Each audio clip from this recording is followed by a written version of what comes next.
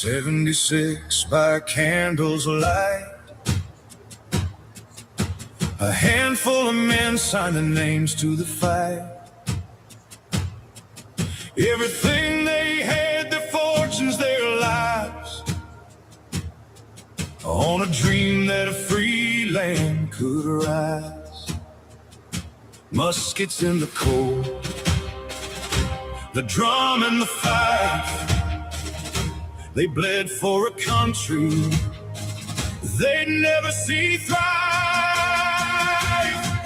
250 years and we're still standing tall.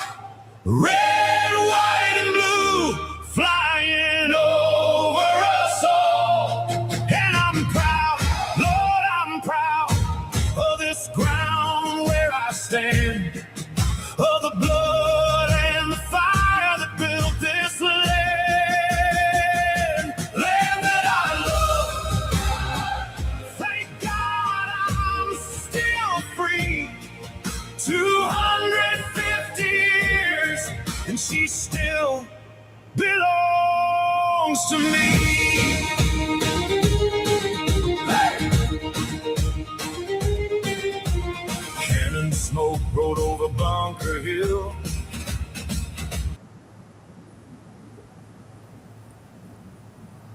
Ah, dang it. Hold on, you guys. This is getting screwed up.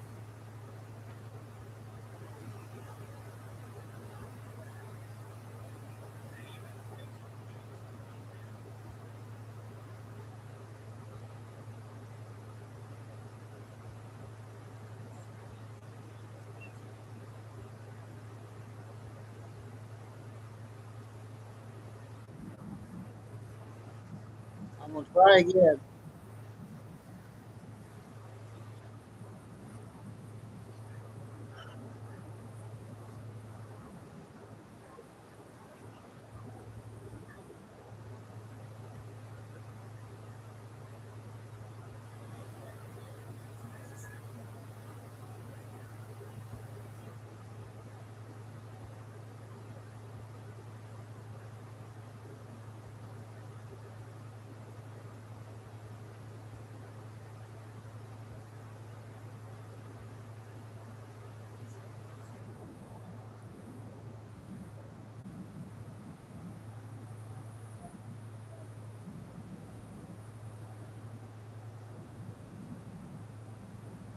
I don't know why this isn't playing.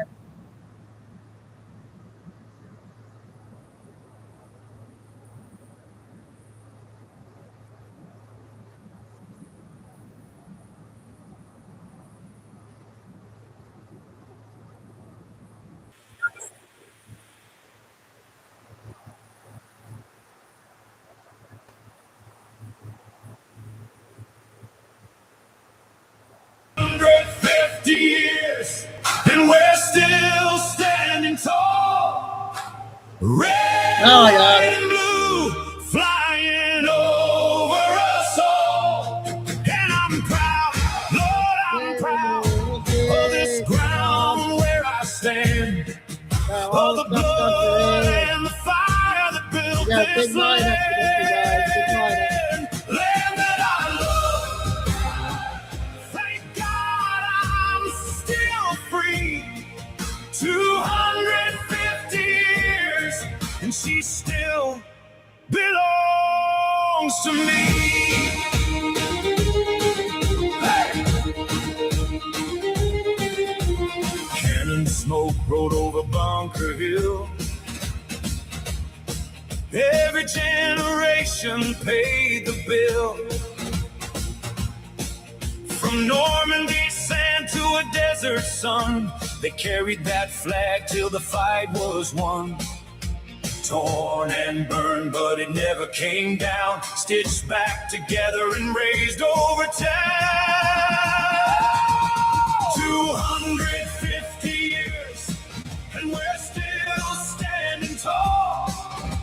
Red, white, and blue, flying over us all. And I'm proud, Lord, I'm proud of this ground where I stand, of the blood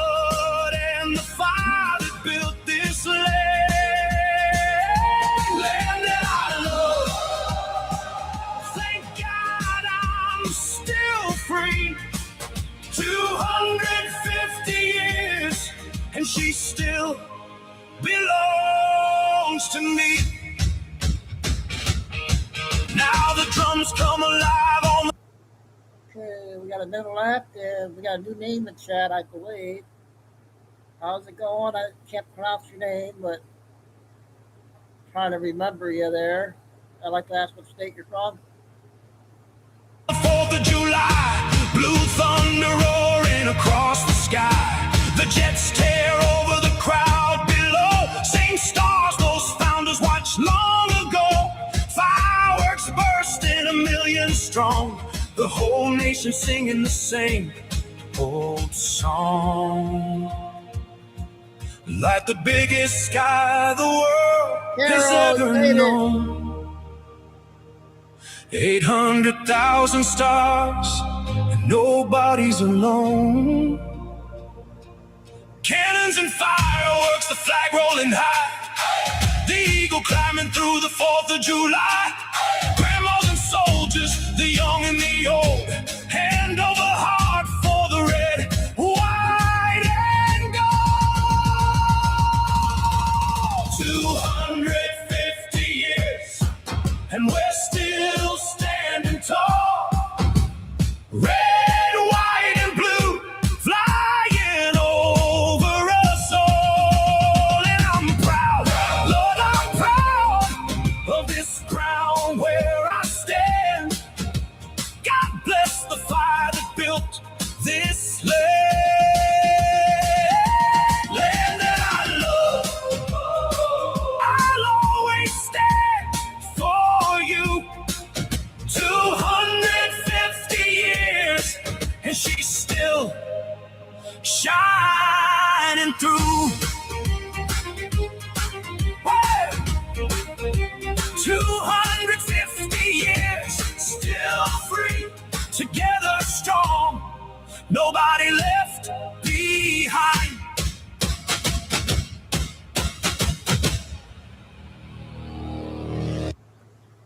Did you know that you can have permanent teeth in just 24 hours? That's right, only 20. And our troops, First Lady, and President, everybody. Hope everybody had a good Wednesday. And yep, tonight's the eclipse. So can everybody see that? I don't know if I'll be able to see it or not, but we'll find a video of it somewhere.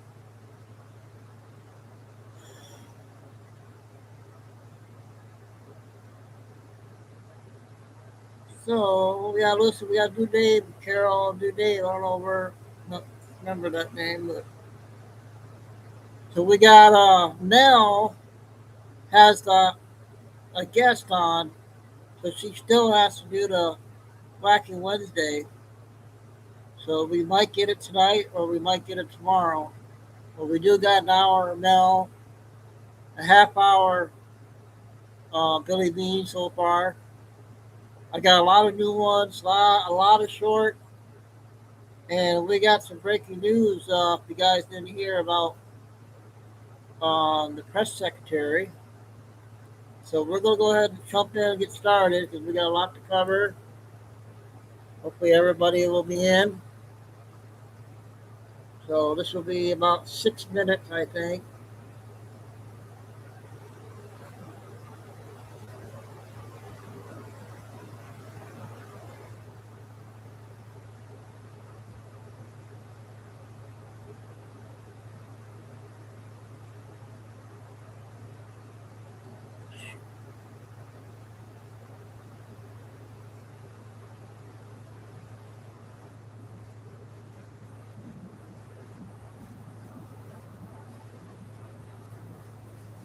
Been leaving her position at the end of the month. President Trump putting this out on Truth Social just moments ago, saying this, our wonderful White House press secretary, Caroline Leavitt, One of the most trusted aides will be departing her role at the end of the month so she can spend more time with her beautiful young children and family, a decision I totally understand and respect. Caroline will now be one of my top outside advisors and an influential voice within the Republican Party as we I work don't to know what defy you're saying history about and that. conclusively win the Can you midterm explain elections. more what you're Caroline saying? has been a real leader in the White House and has done a phenomenal Great job copy. fighting for justice, liberty, and freedom since 2018, including our historic re-election campaign of 2024. Caroline has been one of the best White House press secretaries in the history of the office. Thank you, Caroline, for a job well done. President Donald J.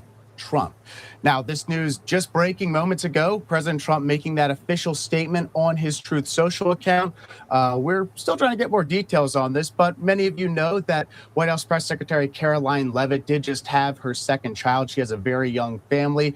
She went on maternity leave not too long ago, then came back to the post, and now it appears, according to President Trump, is making the decision to step aside, but still plans to remain an advisor in some capacity outside the White House to President Trump. And what's interesting about this relationship between the two, Caroline Leavitt ran for Congress back in 2022. She was unsuccessful in New Hampshire. She was then hired shortly after by President Trump to serve on the Trump campaign for his reelection in this major political comeback that President Trump was trying to pull off. And then President Trump goes on, wins his second term in office in 2024. Caroline Leavitt gets appointed to be the new White House press secretary under the second Trump administration. So we have some tweets we can pull in here real quick. Here we have this from Fox News. Breaking, President Trump announces that Caroline Leavitt will be leaving her role at the White House at the end of the month. Caroline has been a real leader in the White House and has done a phenomenal job fighting for justice, liberty, and freedom. We'll go ahead and try to pull in some more tweets here in a second. Here we got this from the New York Post. Caroline Leavitt leaving the White House press secretary job shortly after returning from maternity leave. Okay. We do have a statement from Caroline Leavitt coming in. That is a very small font, so we're going to look on. I'll see if I can read this. All right, here we go. Here's the official statement from Caroline Leavitt saying this: serving as the White House press secretary over the past year and a half has been the honor and adventure of a lifetime. I am incredibly grateful to President Trump for granting me so many extraordinary opportunities, such as working in the West Wing and spending countless hours in the Oval Office, flying around the world and meeting foreign leaders, and traveling across our beautiful country and meeting Americans from all walks of life. Most of all, I am thankful to the president for entrusting me with the distinct privilege of speaking on his behalf at the White House podium. I have spoken with great pride about the many historic accomplishments of this administration, and I have relished holding the liberal media accountable and ensuring the American people hear the truth about President Trump's successes, being a mother and welcoming a new baby while working in one of the most demanding jobs in the world has been the most rewarding yet challenging season of my life, to say the least. The truth is, since returning to the White House after the birth of my daughter, I have felt in my heart that I cannot be the best mom to my two young children, deserving while devoting the constant time, energy, and attention required of the White House press secretary. And that is why I have ultimately made the bittersweet decision to depart the White House and embark on a new chapter in my life. President Trump has asked me to continue serving as a top advisor to him on the outside, and I will always remain a vocal advocate for MAGA and the Republican Party. Our country is facing an existential threat from an increasingly extremist Democratic Party that seeks to destroy everything great about America, and I believe it is incumbent upon all of us who care about this country to fight back against that threat. My fight is entering a new phase, but it is far from over. Thank you again to the President, the First Lady, and the entire Trump family for your kindness and generosity over the years. Thank you to our amazing Chief of Staff, Susie Wiles, for empowering me since the day she hired me on the campaign, and to the President's cabinet, my staff, colleagues, and friends at the White House who work so hard on behalf of our nation. It has been a privilege to serve alongside so many accomplished and impressive people, and I look forward to cheering them on over the next 2.5 years. And of course, thank you most especially to my loving and supportive husband and family for the sacrifices they made for me to serve in this role. there you have it. The official statement from Caroline Leavitt as President Trump makes the announcement that she will be leaving at the end of the month as the White House. Oh, that's a big one there. And you guys, I was trying to get a hold of a crazy cat lady post, leaving her. I got photos sent, told her that I hope I can meet you because everybody likes your videos. I'm hoping to reach out to her, but I don't know if she will reach out or not. But her dog got that tumor back. Does anybody know when if it comes back in the mouth? That big lump and everything, Carol, remember? Do you think he might be dying or I don't know, but it's real sad. I got a few videos of her when I find them again.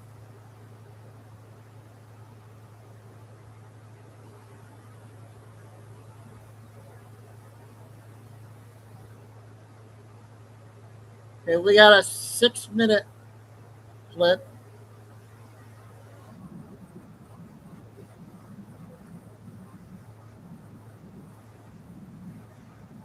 Answer. It has. Okay, this woman is a very good liar. We'll start with the past. Do you regret not speaking up earlier about President Biden's decision to run for re-election in 2024? No, I didn't really know, quite frankly. Didn't know. Let me just say what I did about Joe Biden, because it's been written about in a way that really didn't happen. All I said to him was this, and you're going to hear this for the first time. And so is he. I guess I'm writing. Go ahead. I'm ready. I only said to President Biden, I've come to question the polling that you have and how your campaign is being conducted. Yeah. I think there has to be a better campaign to win the White House. What do you say? And so,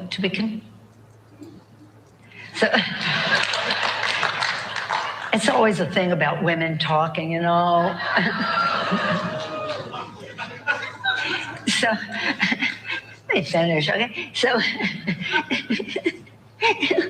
So anyway, I said, now this is what I asked. I didn't ask him not to run or anything like that. This is what I asked. I would hope that we could have some other pollsters come in and sit with your pollster and discuss what they hear out there. Because at that point, 72% of the American people didn't think he should run or could serve a term. I don't think he knew that. Okay, so let's hear from some other pollsters. Okay, and that can give us a real better.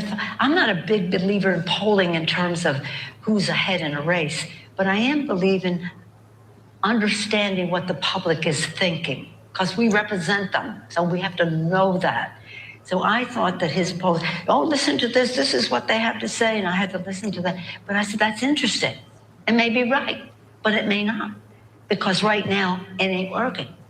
So I just think that for the campaign to continue and to prevail, which we must win, we should have other pollsters involved. And I did say this, I think the public would like to hear that you've had a testing that demonstrates that you can serve the next. A diagnostic from a doctor, yeah. Like that. Right. That's all I said. I didn't say, they said, I told him not to run. Never. I've never told anybody not to run. Right. How did he respond? Can I ask you now? How did he respond, can I ask?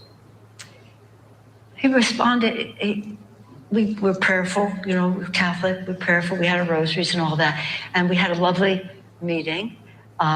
It was only the two of us, except when he put somebody on the phone to talk about the polls. So whatever people said about it there didn't come from me, or maybe it came from somebody in his staff, but none of his staff was really in the room. Yeah. He said, I get tested every day in what I'm doing and the rest of that. I said, I think people want to see something more in that regard. And then I was on, We got another meeting. to the MSNBC. Morning, Joe. And they asked me, this was a show of long standing. I was going with Belarus. Belarus. Thank you for remembering. Belarus was, this woman was elected president of Belarus, but the thugocracy that is there, beholden to the thugocracy in Russia and other thugocracy, shall we say, would not let her serve, imprisoned her husband, who was the candidate, and then she came. Svetlana is her name. She's a remarkable woman. And I promised Svetlana early on when her husband was in prison, he's out now, but when he was in prison, that we would work hard to have him freed. And because the children miss their dad, all this stuff. And I said we would do this, and this. And one of them was I would go with her to MSNBC and talk about what's happening in Belarus, because human rights have been a big thing for me. So, and of course, Belarus was important in terms of what it was doing in Ukraine and all that. So anyway, they asked the question, do you think the president, and I said, if that's up to the president. Yes. And that question, that answer, which I thought was perfectly appropriate, that's up to the president, was viewed as, I don't know. And so it grew into this thing. I had never called anybody about this, never talked to anybody that I called. Some people called me. I said, you have to do what you have to do. If I want to come out and say you shouldn't run all this, I said, well, I'm not encouraging that. That's your business. Don't even tell me about it. But when that happened, I was deluged with elected officials saying, you gave me a path. I didn't intend to give you a path, but they took it as a path. And when you think of the debate and how sad that was, that's really when we learned. Because see, I had been speaker, and when I was speaker, I saw the president all the time. But when I wasn't, then I saw maybe 3 times that whole year. And so I didn't know, and I think he had his sort of ups and downs. And when he had when I saw him one time, he was giving me the Presidential Medal of Freedom. So that was a short event, and he was perfectly fine that day, I thought. And so I didn't know. But I do think that those who did know should have. So we won. We won. The Supreme Court just dropped their decision. In the 27 states that passed laws protecting women's sports, Acted upon that information, whatever that means. His staff and his family both, you mean? Well, whoever knew. Yeah. Whoever knew. There's the staff saying the family knew, the family saying the staff knew. I don't know. But they should have acted sooner. They should have, because this was a great man. He had, when we had the 2 years with him and in the majority, did great things. We had the rescue package, the rescue from COVID. We had the CHIPS Act. We had the infrastructure bill. Yeah. We had the PACT Act to honor our veterans. We had IRA to save the planet. He did remarkable things. People said it was a phenomenal presidency on a par with what LBJ did, but in a short period of time. And then again, that happened. But anyway, he's wonderful and everything. I'm sorry to hear about what his son has said about his illness. But Joe Biden was a great president, accomplished a great deal. He just didn't advertise it. Yes. Lincoln said public sentiment is everything. With it, you can accomplish almost anything. Without it, practically nothing.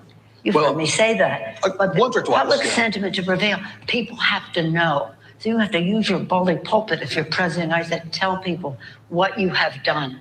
And he did great things. Well, thanks for that contribution to the historical record. I said I was going to ask you about the past, and that was an incredibly vivid accounting that I think will be very useful, especially the part about him not getting the diagnostic test that I think could have helped clear some of these concerns. Well, I don't know that he didn't. Yeah. Eventually. I don't think he ever did. So, okay, I'm gonna leave you with this. This is a video of President Trump mocking President Biden. Okay, we haven't heard her in a while. I thought she retired.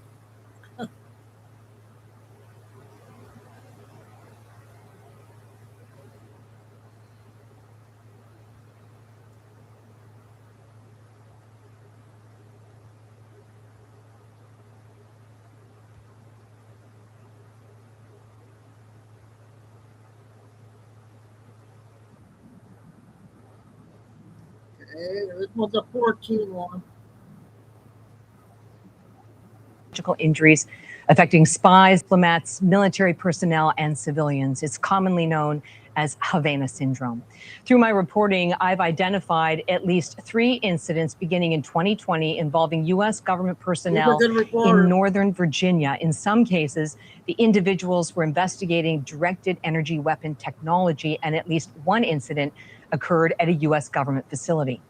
The CIA and the Office of the Director of National Intelligence, that's the nation's top intelligence official, did not respond to my questions about how the risk to U.S. personnel is being addressed. Joining us now is Dr. James Giordano, Professor Emeritus of Neurology at Georgetown University Medical Center. He has also served as a forensic neuroscientist on Havana syndrome cases. Dr. Giordano, let's begin with a simple explanation for people so they can understand how these directed energy attacks impact the individuals and their brains. Sure, absolutely. Well, if we're looking at directed energy, the issue is that essentially there's 2 types that have been used. One was a form of sonic energy, and the other appears to be a laser-induced microwave, a very rapidly pulsed microwave.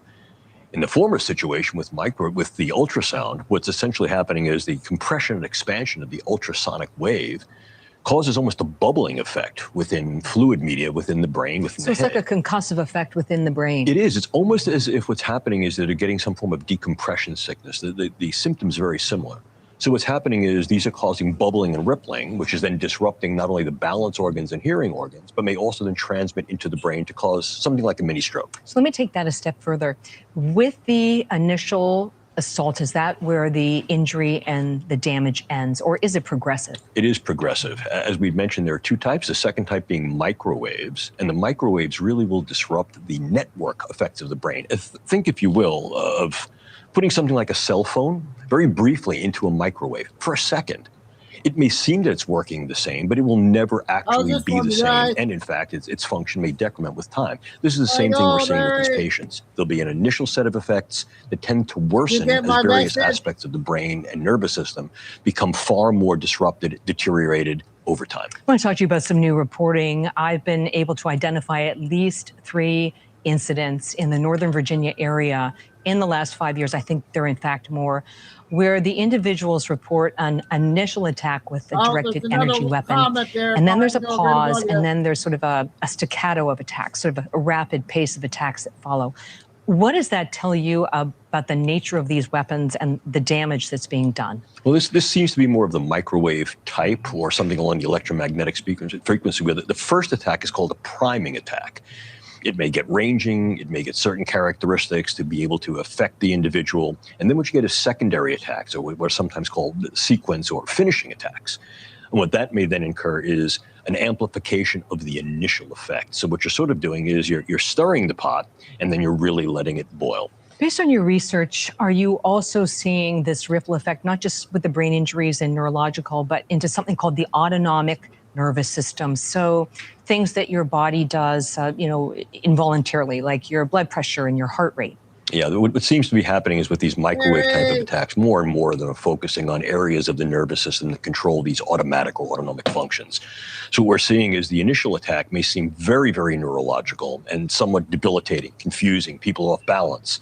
But then the sequela, in other words, what occurs afterwards, involve things like gastrointestinal function, cardiac rhythm, blood pressure, and even immune function, where individuals seem to be hyperinflammatory or exhibiting what appears to be almost like a chronic fatigue syndrome. These are very strongly what we call dysautonomia type effects. Based on your research, there's no question in your mind that these directed energy weapons are real and are being used overseas and also domestically. Oh, without a doubt, Catherine. I mean, the technology is there, the readiness level to make these things fieldable, scalable, and operationalizable is patent, and these represent clear and present dangers, both overseas and now certainly within the United States. Final question, is this next generation warfare, is this what they call gray zone warfare? Oh, I think what we're seeing is a new dimension of warfare that embraces emerging technologies to be able to engage both clandestine and ever more like these covert operations, where attributability becomes very, very difficult because the device may not be available, the technology is cryptic,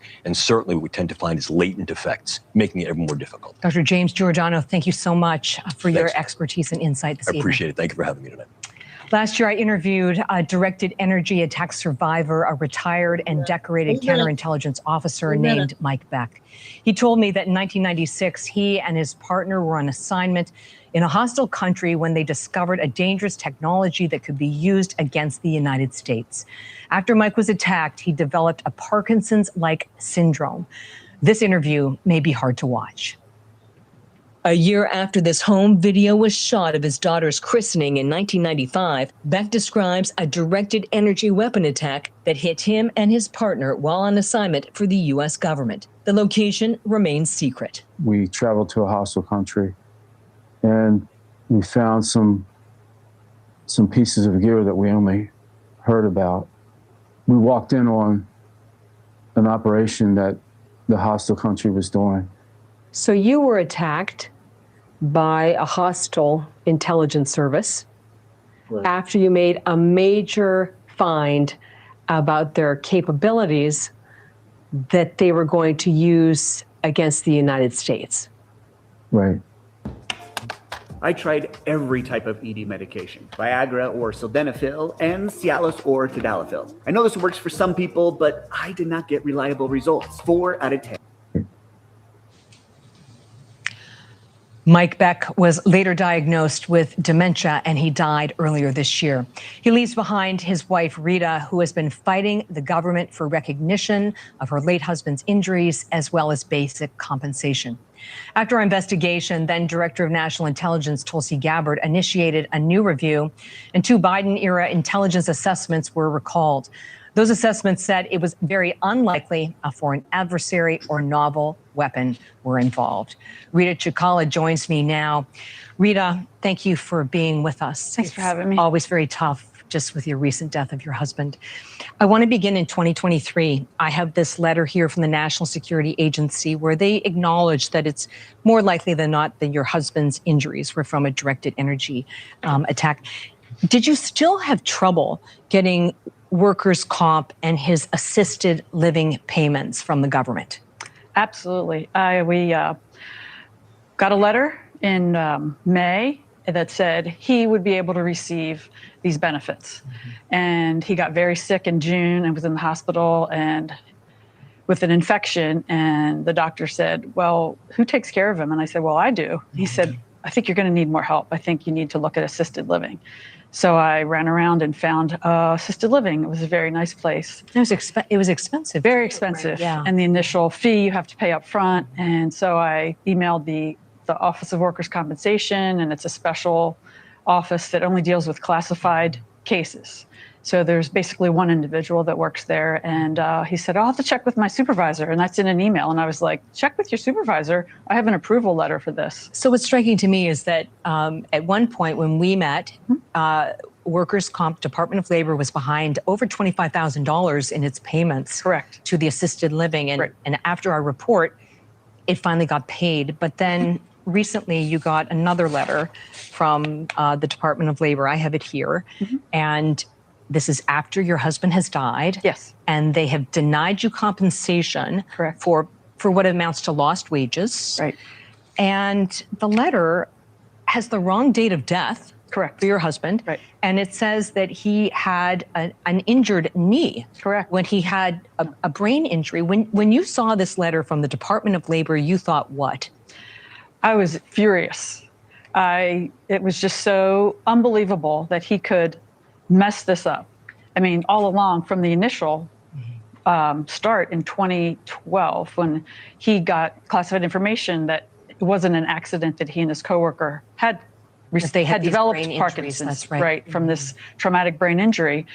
It took us a couple years just to get, oh yes, there was a weapon that existed that could have caused this injury, but there was no evidence that he was hit with this weapon and his coworker. Well, what's striking is that you received this letter from the Department of Labor denying you these benefits and compensation when your husband had died 5 months earlier. Correct. From injuries associated with that attack. Was that letter an insult on top of all of the injuries that your family has had to deal with? It was an absolute insult that they could get it so wrong. I mean, how can you get it so wrong? It's basic. all the forms we filled out all had traumatic brain injury. He had letters from his doctor, who was a Parkinson's expert, who even agreed that he didn't have the Parkinson's developed from natural causes, that they were definitely from an outside source because he never had the tremor. And the doctor wrote a very compelling letter. And he is that doctor's a nationally recognized world-renowned expert in yes. Parkinson's. Help people at home understand what it's been like for your family to deal with this struggle, not just your husband's debilitating injuries. He was such a high-performing counterintelligence officer, then he couldn't even live independently in his 60s. And then to be rejected by the government for compensation that you are owed. Right. It was devastating because we had to basically tell our kids, we paid for them to go to Catholic schools, and we said, you're going to have to really do well because we're not going to have the money to send you to college. And that was the plan. He would have had enough seniority. Benefits. He was going to get promoted, and that was his goal for his boss, and he had worked out a plan for his career path. So it was very devastating. And for you have two kids. For your kids, their father in many ways was absent. Right. Because of these injuries. And, I remember my son saying, had gotten very upset, and I had some health issues as well. And I said, my son said, Mom, it's okay. As long as I've known Dad, he's always been sick. It's going to be okay. And that just so heartbreaking. That's a very big motivator because I'm fighting for them and for me to not let this be gone, because there's so many other people wonderful people, younger people who have been injured in a more severe way and more devastatingly than Mike. His injury was in '96, and they're more current injuries, as you and I are well aware. And I'm fighting for them because they're young. They're in their 30s, and they don't deserve to be suffering and pounding their fists. To be denied the recognition. To be denied by the same small office who handles all these classified cases. Okay. Just a closing thought. You have a picture of your husband, late husband, Mike. Why don't you hold that up for me? And what should people know about him? He was a patriot. He worked hard. He never compromised his security. He was a patriot. When he was diagnosed, he fought for other people. He wanted this to not be something that happened to other people. So in 2012, he was clanging the bell and saying, hey, let's protect people from getting injured. This is what happened to me. Let's not let it happen to anybody else. And at first it fell on deaf ears. And then a few years later, when people in the office where he worked knew, and he was right. They donated. He was donated 240 hours from people that he knew twice, which is not usually the case because it was the same disease. So that was basically 480 hours that people donated. He had used up all his leave, but it's such he would say never give up. It's an amazing story what your family has been able to do for others. Rita Chikala, thank you so much for joining us here this evening. Thank you for having me. Thank you for watching. Subscribe below. Yeah, I hope that was okay. Now we got the cat lady.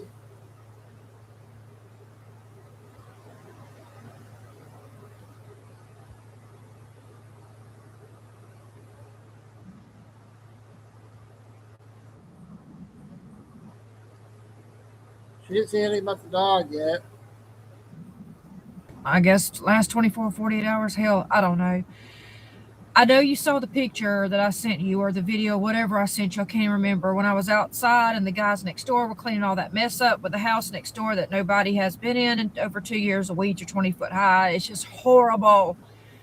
And I heard all the commotion. I was out there in my pajamas. I heard them yelling about some stuff. And anyway, I could hear what was going on. There was a cat in the shed, newborn babies. These 20-something-year-old boys, they don't want this cat. So, of course, I heard them. I walked over there. I was like, I'll come get her, because I guess they're getting ready to tear the shed down. Well, guess what happened today? Guess what happened today? So, I'm outside. I got the water hose. Thank God. Because Caesar and them are really good with kittens when I introduce them and I tell them, be nice. If they just find something in the yard, that's it. It's over. Well, thank God I've been letting Caesar out the side door, and the other dogs just because I want Caesar to have a different little experience because of what he's going through, because he's never been allowed out the side door. Thank God they were out the side door. I'm in the backyard. This black cat walks up. She is wet. She is wet on her head. She's wet on her side. She's wet everywhere. And she's just meowing and meowing and meowing. I'm like, oh my God, where did you come from? Who are you? I pick her up. She's soaking wet. I look down there. She's all wet all through here.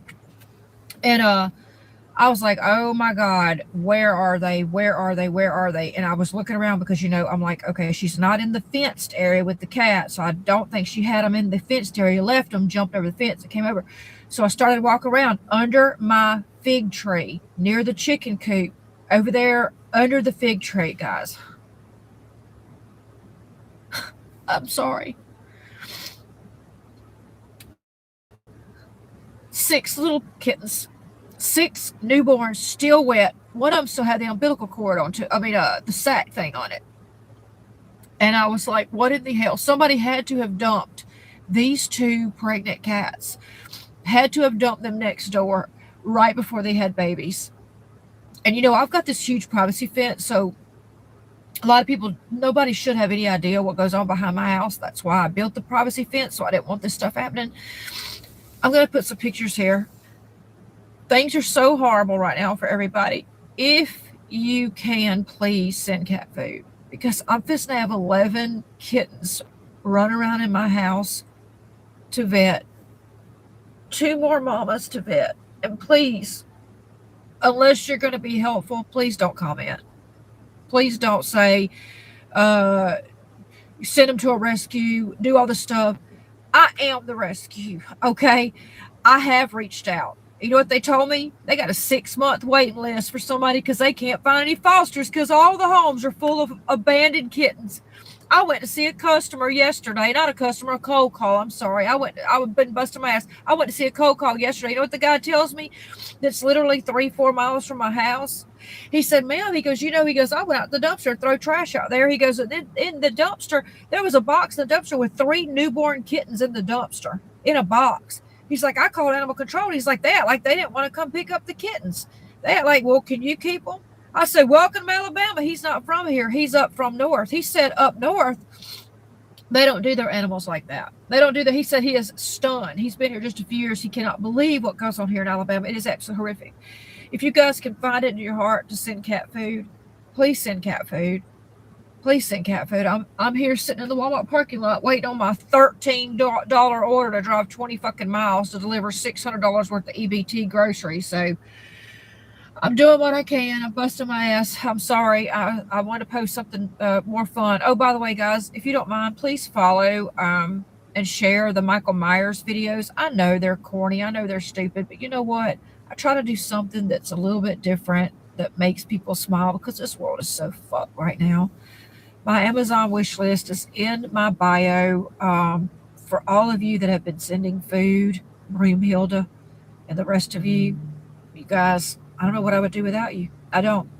Thank you, guys. Good.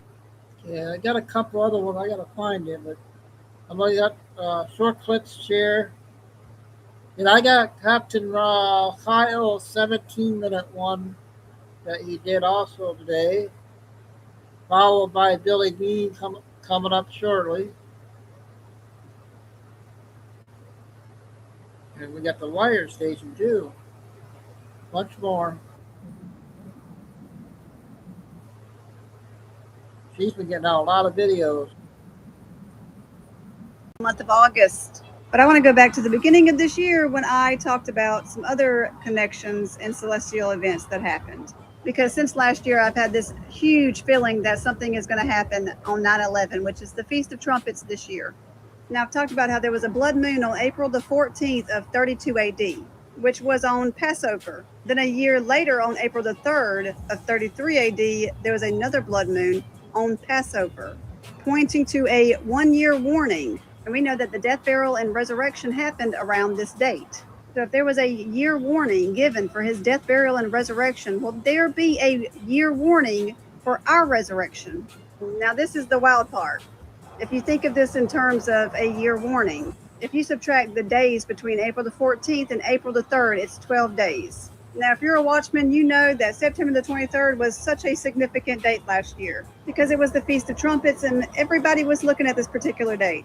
And I believe it could possibly be our 1-year warning because just like the dates from 32 AD and 33 AD, if you subtract September the 23rd to September the 11th, that is 12 days as well. Exactly like the 1-year warning of Jesus' death, burial, and resurrection. We know that Jesus said that there would be signs in the sun, moon, and the stars. And in the past year, there has been a ton. He also said there would be earthquakes in diverse places. Y'all, I have been a watchwoman for years, and I have looked at these signs and studied, and I have never seen the ring of fire lit up like this since this year. We have seen so many huge earthquakes in just this year. Now, today is a total solar eclipse, and if you look at it, it literally looks like a ring. We're also told in Joel chapter 2, Acts chapter 2, and Revelation chapter 6 that the sun will turn dark and the moon turn to blood. Today, the sun turns dark. And on August the 27th and 28th, there will be a blood moon. And guess where the blood moon's going to be at? The ring of fire. And I found this wild, but it'll be at 9:23 my time. Now, we don't know the exact day the Lord is going to return for his bride, but he did give us clues. He gave us signs to look for because we are children of the light and not of darkness. And like a good husband, he's not going to leave his bride in the dark. If you do not have a relationship with Jesus Christ, please get one today. The Bible says that if you confess with your mouth that Jesus is Lord and believe that he died, was buried, and rose again for the remission of your sins, you will be saved. Don't wait until it's too late. Okay, that's another good one. She has a bunch of them.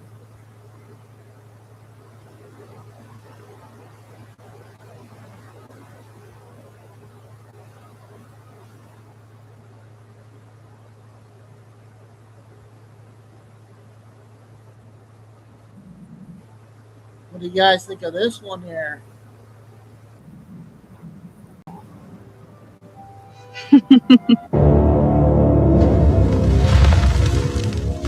Hey, you made it. Just in time for the big video. Who is having the last laugh now?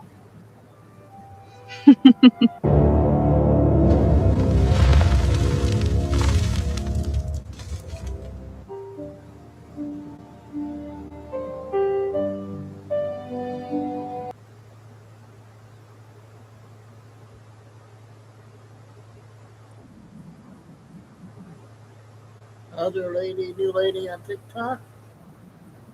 I would be really excited about if it were actually going to happen. So RFK Jr. said that the FDA is going to be taking away a huge loophole that allows lots of unsafe food additives into all of our ultra-processed foods. The FDA is going to eliminate this loophole that they've had for over 50 years called GRAS, G-R-A-S. That stands for Generally Recognized as Safe. Now, this rule was meant so that manufacturers wouldn't have to prove the safety of every single ingredient, which back in the day, they'd intended that to be just for like spices, like salt or paprika, right? But instead, what it's turned into is a loophole that has allowed thousands of untested food additives into all the ultra-processed foods, including like all the petroleum-based food dyes and preservatives and emulsifiers, okay? I'm super excited and I really, really want this to happen, but there's a number of reasons why it's not gonna happen. So number one, they're not actually gonna be going back and testing all of the toxic food additives that have been in our food supply for over 40 years. No. This is just a notification rule change. The only thing that's really changing is that now they're just telling the FDA that they've done this and they're going to share their reasoning why. The FDA isn't going to like ask for lab testing from these companies. No, the companies still get to sell their products with the food additives and they just have to basically say, well, this is safe because we said so to the FDA. This doesn't apply to anything that's already in our food supply. This rule change only applies to new food additives that companies might try and put in, right? And we already have like thousands of food additives, okay? A third thing is that the Trump administration is not going to go back and like test the thousands of the GRAS, G-R-A-S food additives. And even if they wanted to do that, they wouldn't be able to because that would require like humans, scientists to do that. And yeah, those people don't work at the FDA anymore. But the real reason why we know that nothing is going to happen is that literally within this rule that they just announced, there is an exemption. Any company that has previously petitioned the FDA and received a no safety questions determination basically means that every single major food company is going to be exempted from this rule. Seriously? This is yet again another desperate attempt by the Trump administration and RFK Jr. before the midterms to look like they're helping people when really all they're doing is, again, helping corporate profits, which is really the only thing they care about these days. So, okay, that was an update from her. A reporter out of California, she's from.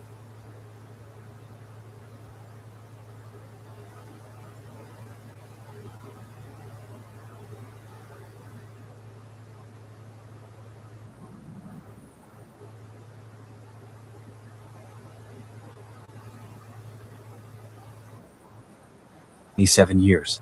And most people will miss it because nobody told them to look up. First, a total solar eclipse sweeps across Iceland and Spain, the sun completely disappearing in the middle of the day for the first time over mainland Europe since 1999. Day turning to night. Stars appearing at 6 p.m. The corona visible with naked eyes. 2 full minutes of complete darkness over an entire continent. If you're in northeastern US, New York, Boston, Alaska, you get a partial eclipse in the afternoon. A visible chunk of the sun gone behind the moon. Grab eclipse glasses because this is all America gets until 2027. Then night falls. And the sky catches fire. The Perseid meteor shower peaks the same night under a completely dark new moon, zero moonlight, perfectly black sky, up to 90 meters per hour burning overhead from midnight until dawn. 1 shooting star every 40 seconds. Fireballs bright enough to leave glowing trails that hang in the sky for seconds. This combination of peak Perseids plus total darkness happens once every few years. Miss it and you wait until 2028. Go outside after midnight. Face northeast. No telescope. No phone. Just lie down and look up. August 12th. 4 days away. Follow so you don't wake up the next morning and find out you slept through it. In 4 days the... Okay, must be lurking. I know.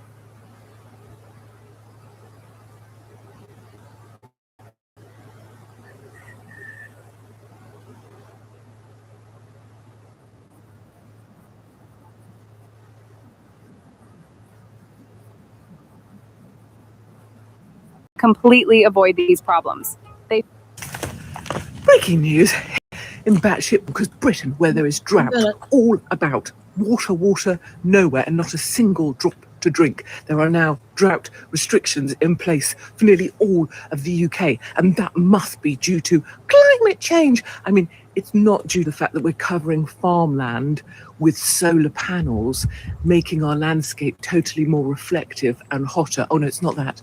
It's not that water companies have stripped assets out of the water company and profits and not built a single reservoir whilst we've imported half of Africa. No, it's not that. And it's not that water companies haven't fixed leaks. No, it's not that. It's definitely climate, and we all need to go and sit in the dark and eat bugs and be happy. In other news, Andy Burnham has gone walkabout around the UK. He's on a listening tour. What this is his strategy team recognizing he doesn't have a mandate, so they're trying to infer he has a mandate by sending him around the country in a black t-shirt with large eyebrows, listening to people and doing useless things that won't actually achieve anything, because a block of cheese in the UK currently costs about 20 quid. And finally, breaking news, poor people are less able to swim and their children are less able to swim. Yes, have you tried to go swimming with children recently? Do you see the price of it? It's about 150 quid for a family of 4. So is it any wonder children of poorer people aren't going to swim? Plus the fact taking kids swimming is a complete ball's ache. It's why none of mine learned to swim before the age of 10. You have to deal with the yummy mummies who are determined to be perfect and have their kids swimming while they just come out of their vaginas. Then you have to deal with obnoxious people around the swimming pool who have rules all over the place. And then you have to use changing rooms where there's other people's feet and flanges and all sorts of things, and probably a bloke who's called Brian with his cock strapped to him, now identifying as Brenda. So is it any wonder that people don't swim? That's it. Batshit bonkers Britain. Okay, one of our favorites that people like. I got a 2.5 one from the mask.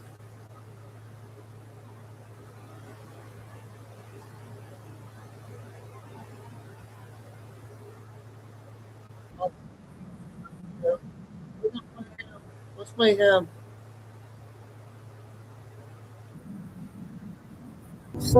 If they did not give out EBT, SNAP benefits, which grocery stores, huh?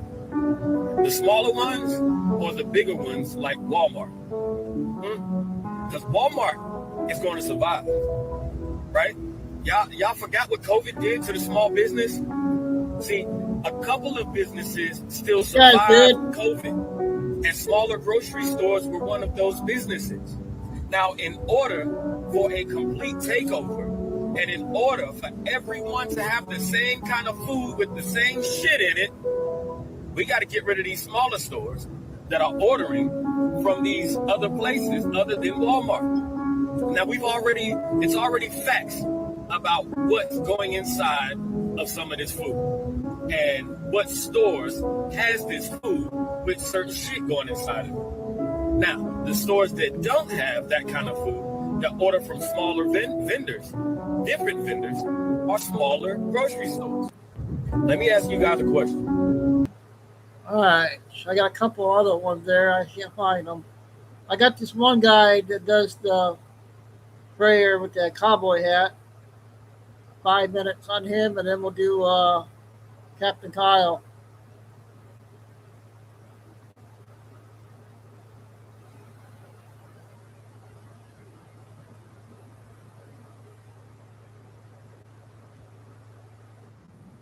Before I share these things with you, that I don't come to you with any sort of political bias. I've left all of those things behind. And if you are still divided against your fellow countrymen and your neighbors over political things, then I strongly recommend that you pray for discernment on these things, because you have been lied to. We are now seeing a time where the Antichrist spirit is manifesting on this earth as darkness is increasing. And the world is about to see some very biblical things. They're telling us that the president is now weighing options for an all-out war with Iran. And that includes ground troops, putting boots on the ground in Iran. And we just saw where they've sent all of these medics to Germany. You don't send medics to Germany unless you're getting ready to invade a country, because you're going to have casualties. And now we're seeing reports that Russia has flown their doomsday plane to Iran. What do you think these things are looking like, ladies and gentlemen? I've been talking about this for quite some time, but I want you to understand something, that the hour of trial is coming for the world, and it is going to impact the United States of America like we have never seen before. When you read Revelation chapter 17 and 18, it tells you that Mystery Babylon will burn in 1 hour. They're beating these war drums because the Bible tells us in 2 Thessalonians in chapter 2, it says, take heed that no man deceive you, for that day, meaning the day of the Lord's return, shall not come, except there come a great falling away first, and that man of sin be revealed, the son of perdition. What did we just see Benjamin Netanyahu come out and say? That they are going to make it to the return of the Messiah. He's not talking about the Lord Jesus Christ. You need to understand that the Bible says that whenever the Antichrist is revealed, he is going to proclaim to be Christ. He is a false Christ. That word Antichrist means instead of Christ.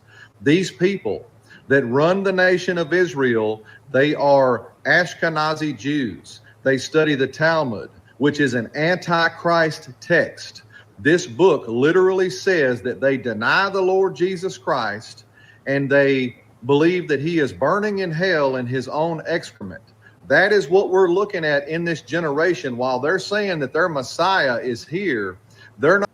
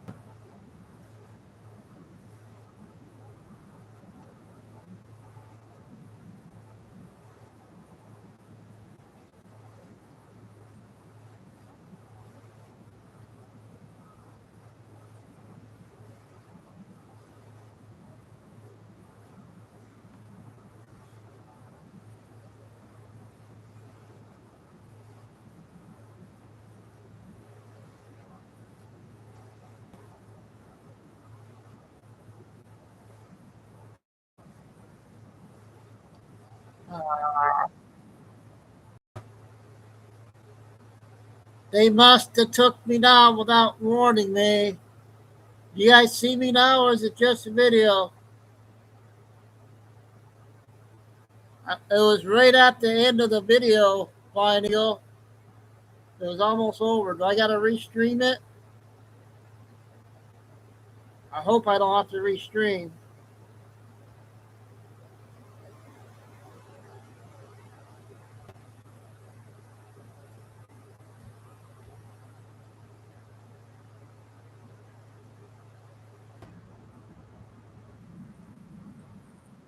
Right. Thanks, Anthony.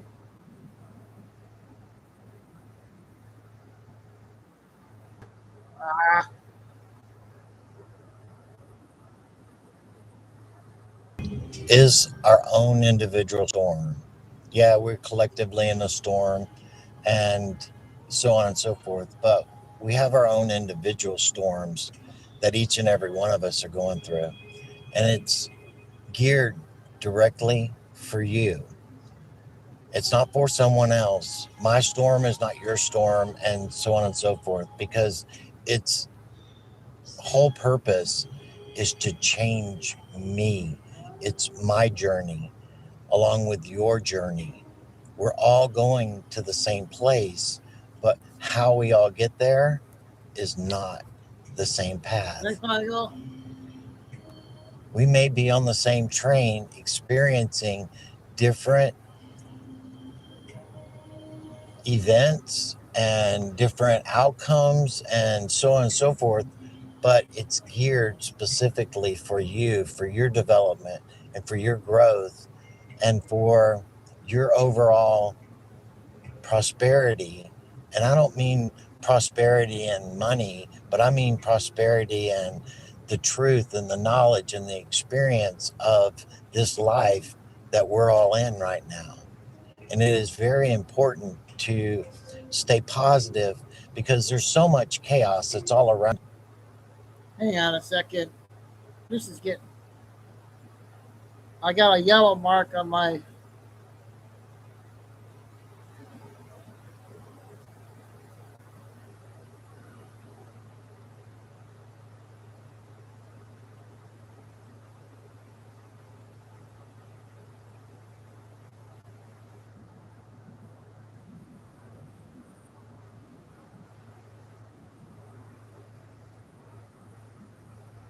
And, you know, everything that we're going through is our own individual storm. Yeah, we're collectively in a storm and so on and so forth, but we have our own individual storms that each and every one of us are going through. And it's geared directly for you. It's not for someone else. My storm is not your storm, and so on and so forth, because its whole purpose is to change me. It's my journey along with your journey. We're all going to the same place, but how we all get there is not the same path. We may be on the same train experiencing different events and different outcomes and so on and so forth, but it's geared specifically for you, for your development and for your growth and for your overall prosperity. And I don't mean prosperity in money, but I mean prosperity in the truth and the knowledge and the experience of this life that we're all in right now. And it is very important to stay positive because there's so much chaos that's all around us and so much negativity with all of the things that are being shown to us every single day in this reality. And we could be doomers and we could be gloomers and boo-hoo-hoo, and this is all, you know, so difficult for me. And we all have our own struggles. I'm struggling right now with my family. and with things that are going on within my family that I do not have control over. All I can do is be supportive and to love my wife and to support her and do everything that I can to basically help her process what's going on with her father. And, you know, I could be upset about that because a lot of this is a direct result of those bloody shots that he took and didn't listen to us and all of the advice that we gave him. Her mother, same thing. She's in a wheelchair now because of it. And the difficulties that it puts upon a strain on our family is just, it's immense. And the whole purpose of us climbing through this mountain of shit, excuse the French, but that's what it has been, is just a mountain of shit. Every day seems to be something else. But you know what? I look for how I can be grateful in absolutely everything because I have my father that loves me. I have people that love me. And even if I didn't, it wouldn't matter because I don't get my satisfaction or my joy or my peace from anyone else. It comes from myself and through the Spirit and being at peace in the middle of the storm and not allowing the things of this world, those outward expressions, to bring me joy or to bring me peace, because it will never, ever be enough. It will never be enough. It will always be like something else has to do it. Something else has to come. And I always will be looking for the next thing that satisfies my joy or satisfies my peace in the difficulties that we're going through. Well, when I don't succumb to looking outward but look inward, my peace comes from inside and the knowing of what God is doing right now in my life, in my wife's life, in all of our lives, and to encourage you to stay out of the crap that's out there and to stay positive and to look forward to what's coming, not what's being presented to you, because that's all the lie that has to be exposed and brought down. And so once that actually happens, then we can move into the peace of the surroundings and the individuals that are around us, because we can't move into that reality without going through the baggage of this world and letting it go. We have to let go of the baggage of this world. Doesn't mean we have to ignore the things that are going on. We need to still do those things in which we must every day to do those right things, whether it be work, whether it be taking care of somebody, no matter what it is, we still do it, but we do it with joy in our heart. And that is the key to moving forward. Every single day, you have it in you. But there's so many people that are out there right now that are putting people on the roller coaster of chaos and ups and downs and promising this and promising that. The only thing that I can promise you is things are not as they appear, and God is 100% in control. And there are individuals that are out there that are working alongside God and God's plan for humanity in this world. And you are as well. This is why when I do pray, I give thanks to God for allowing me to participate in the plan that He has for this world, for you.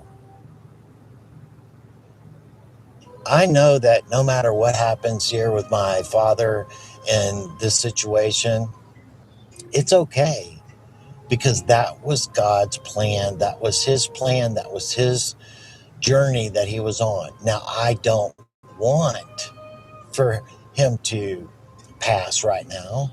I want him to be able to experience the future. I want Renee's mother to experience the future along with us and all the things that are going to come, because that's all the things that they gave their whole life, ministering to people about heaven on earth and when it was coming. Even if they were a little off on it, doesn't matter.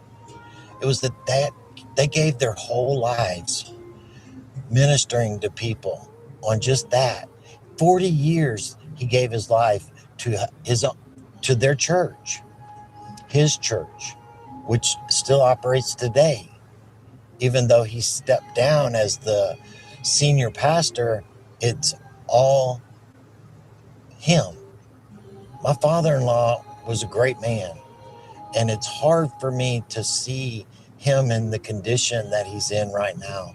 He's one of the only people that I have truly loved and respected in that kind of way my whole life. And to see what this world has done to him, I could get so easily bitter at God. Why, God? Why are you allowing this to happen? He gave his whole life for you. But Okay, we got 8 it's minutes. not. Because it's not about that. He didn't give himself to the ministry and to people for what he's going to receive right now. He never did. He always put himself second to the people. He didn't look to the things that of this world that to bring him pleasure. And I just want to encourage you guys that we're at the end. And at the end is where the darkest, the most difficult times are going to come across your path. And to be encouraged and to know that God is there and he's working in your behalf, no matter what. I'm here encouraging you at a time in which this is all going on in my life. And it's not about me. I'm trying to show you by the example that it's about you guys and coming together and loving one another and being that light, that lighthouse of your circle of influence, so that when these things actually begin to start falling apart, you don't fall apart.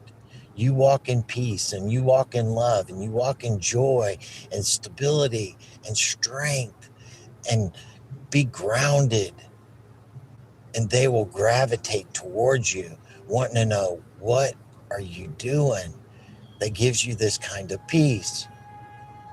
They will want it too, no matter where they're at right now, no matter where they're going to be tomorrow or the next day. Don't worry about those things. Worry about now, because that's the only thing that's real, is right this minute. Me talking to you right now. Tomorrow is not promised to any of us. Do everything that we can today. Put it down, pick it back up tomorrow. But this world of living on social media and trying to find out all the answers, and that you're gonna like dig long enough that you get the answers. The answers come from going inside.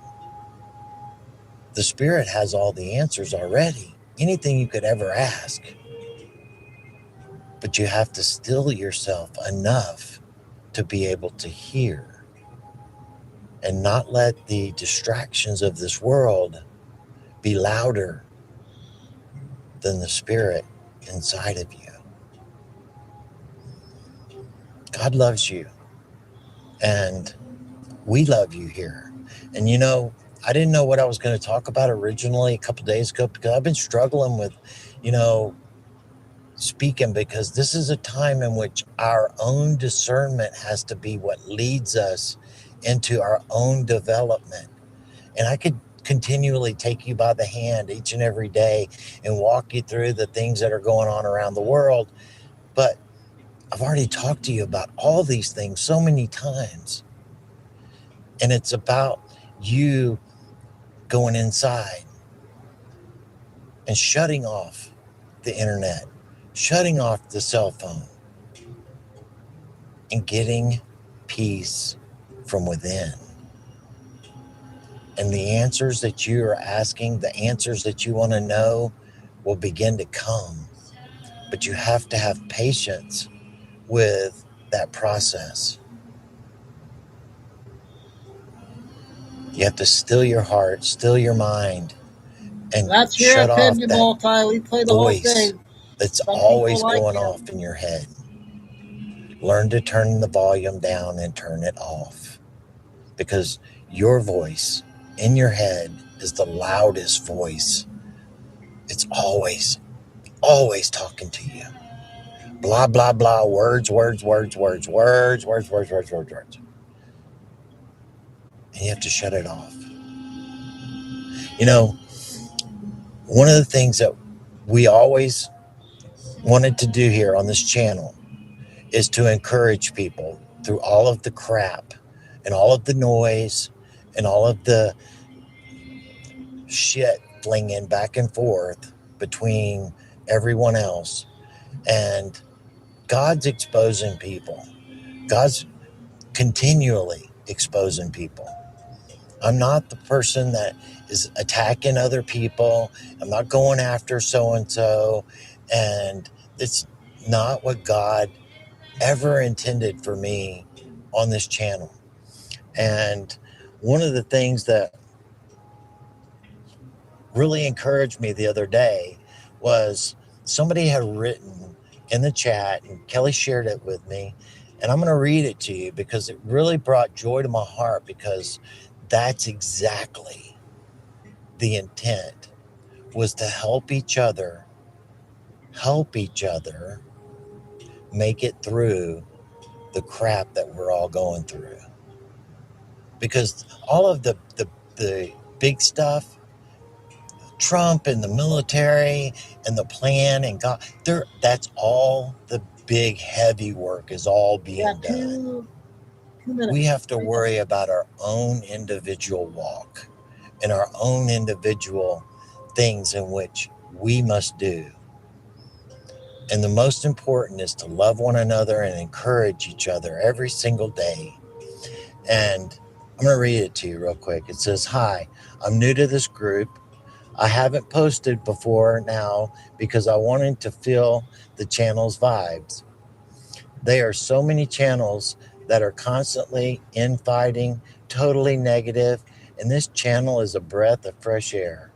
I am not sure who runs it, but I give kudos to you and all of your members." That brought joy to my heart, because that has always been my intent, is to bring forth a family here, that we encourage each other, lift each other up through the difficulties, because we're all going through something, each and every one of us, and not to downplay anybody's circumstances, because this and the storm is going to touch every single person right where they're at. And the only thing that could orchestrate such a plan is God. So know God has got you. You're exactly where you're supposed to be. You're going through exactly what you are supposed to. And God hasn't forgot about you. He loves you, and there is nothing you can do to separate yourself from the love of God. Know that we love you here, and we're not going anywhere.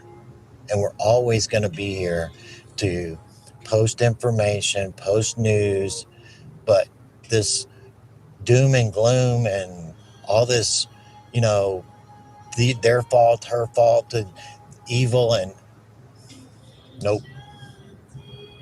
And it has caused me to have individuals within the movement question me why I don't call people out, and I don't do. That's not my role. Never has been. My role has been to love you guys and to help you get to the other side. That's all I care about. And you're going to get to the other side, every single one of you. I know this to be true. I love you guys, and I will talk to you soon. Okay, that's his one for the week. I got a couple short ones, and then I'm going to do Billy Bean, then a couple more short ones after that, and then I'll do Mel's hour video.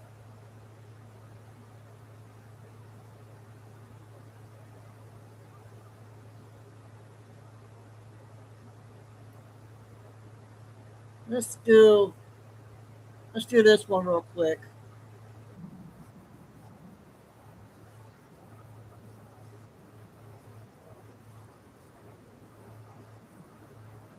We'll do this one 9 minutes, and then we'll do Billy Bean. It's going to be quite a failure at the voting booths. And I think that smart Democrats actually know this too, which is why AOC is trying to distance herself from the DSA who plucked her out of nowhere. I mean, she was a little old bartender until her brother sent in her headshot, her nice glossy 8x10, and they said, woo, let's give this girl a shot. And sure enough, the next thing you know, she becomes the next congresswoman from New York and possibly the next president of the United States of America if she gets her way. I came up on this ABC show over the weekend, and she just laughed and deflected. Well, you know, I'm focused on Congress right now, but I'm never going to rule anything out. Well, I'll tell you what, we're going to rule it out for you, okay? I don't think you're going to get to first base, but listen to how she's trying to pivot because she knows this is baggage. She knows the communist stuff has got to stop. Watch. The abolished prisons, abolished police, which is also positions that have been taken by a lot of the progressive candidates who have won. Mm-hmm. How do you get around that? Yeah. Those are not positions that are supported by...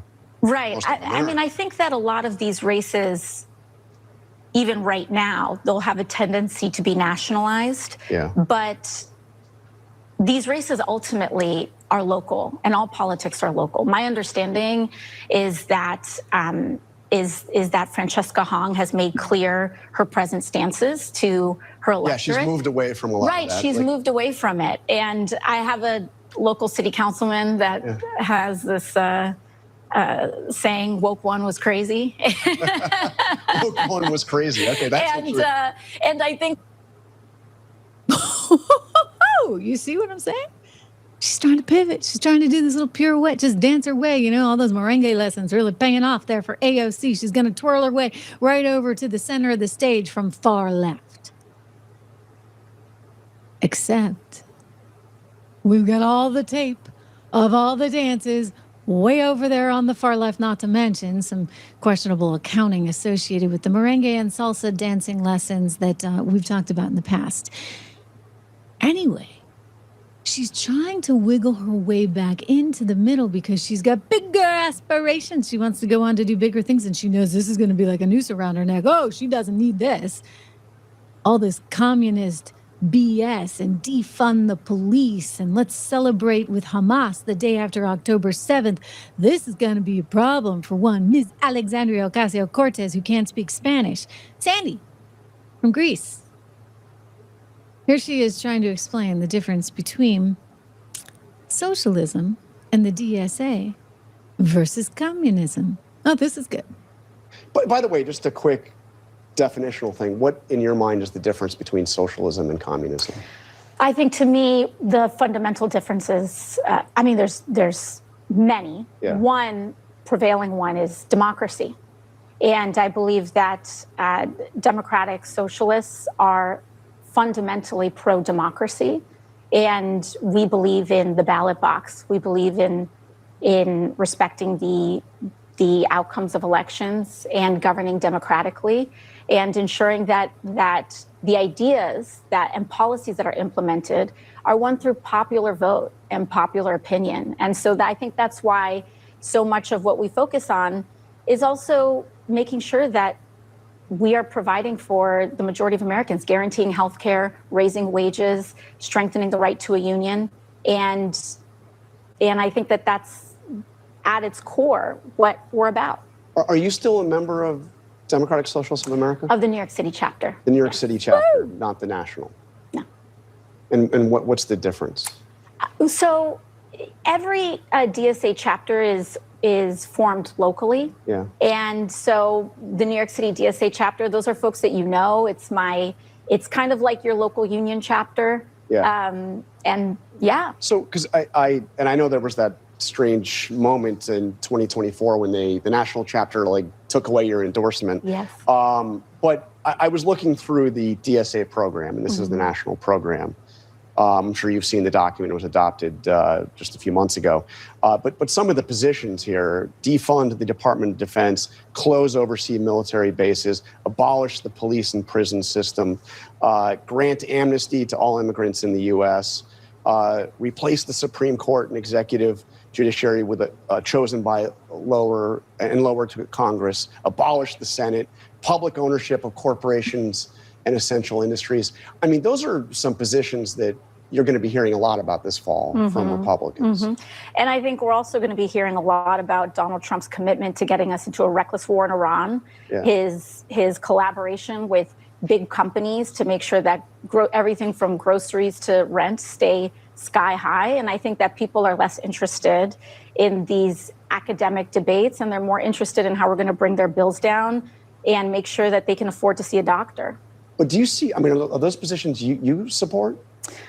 No, but I think that this is a free country. Everyone can have all sorts of beliefs and they can organize around them, and you're free to do what you like and, have conversations with your neighbors. But my job as an elected official is to guarantee healthcare in America. And that's what I'm focused on, and that's what I seek to do.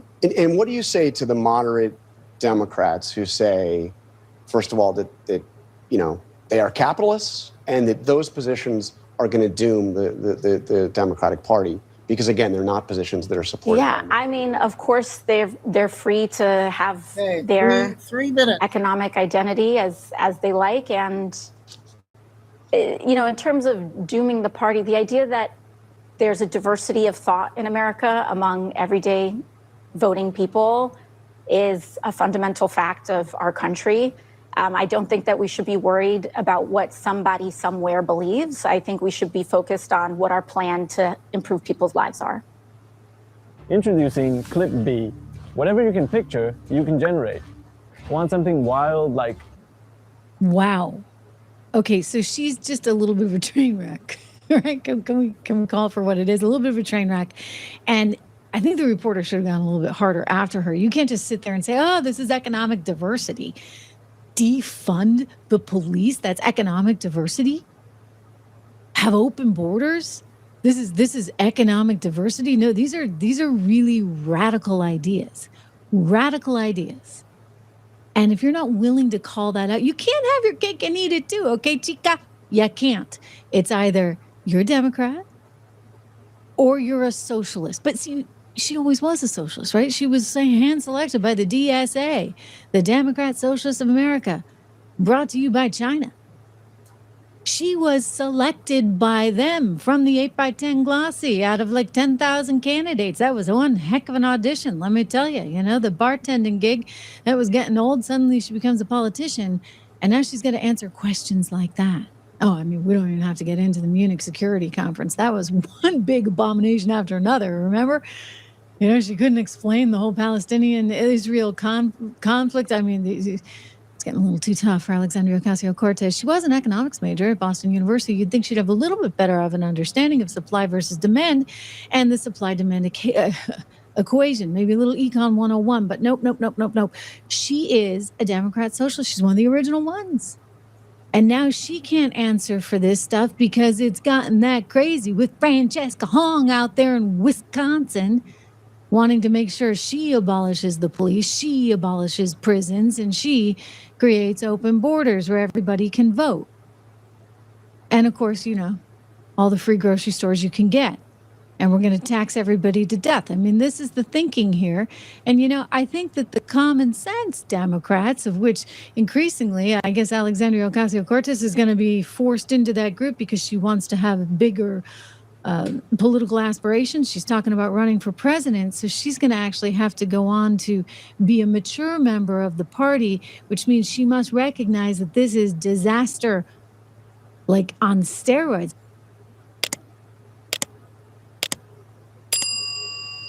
Okay. AOC update. Now we got about 5 short ones. Then we're going to do Billy Bean, 32 minutes. And I'll do a few other short ones. We'll probably finish the show off with Mel. It's an hour.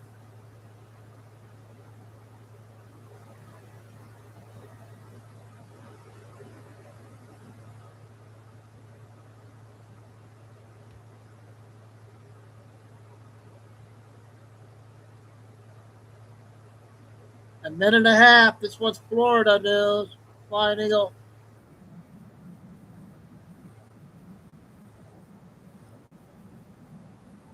For entirely. I think we're going to be able to get you up in the air at some point in the not too distant future.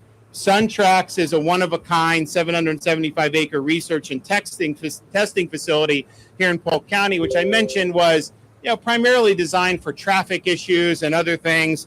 But more recently, SunTrax expanded to include air mobility. I'm proud to announce that by the end of the year, Florida will be actively testing eVTOL aircraft throughout Central Florida aerospace region.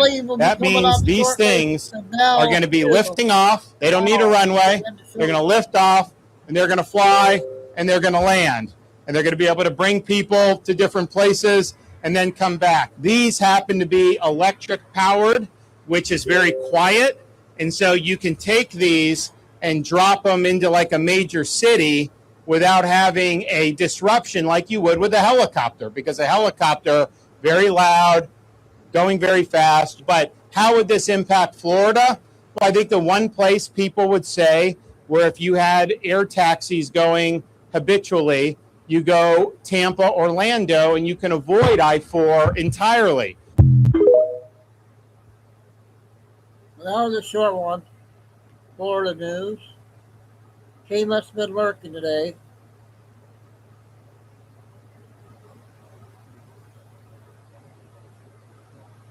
Got put this up real quick. Trust the vibe you get, energy doesn't lie.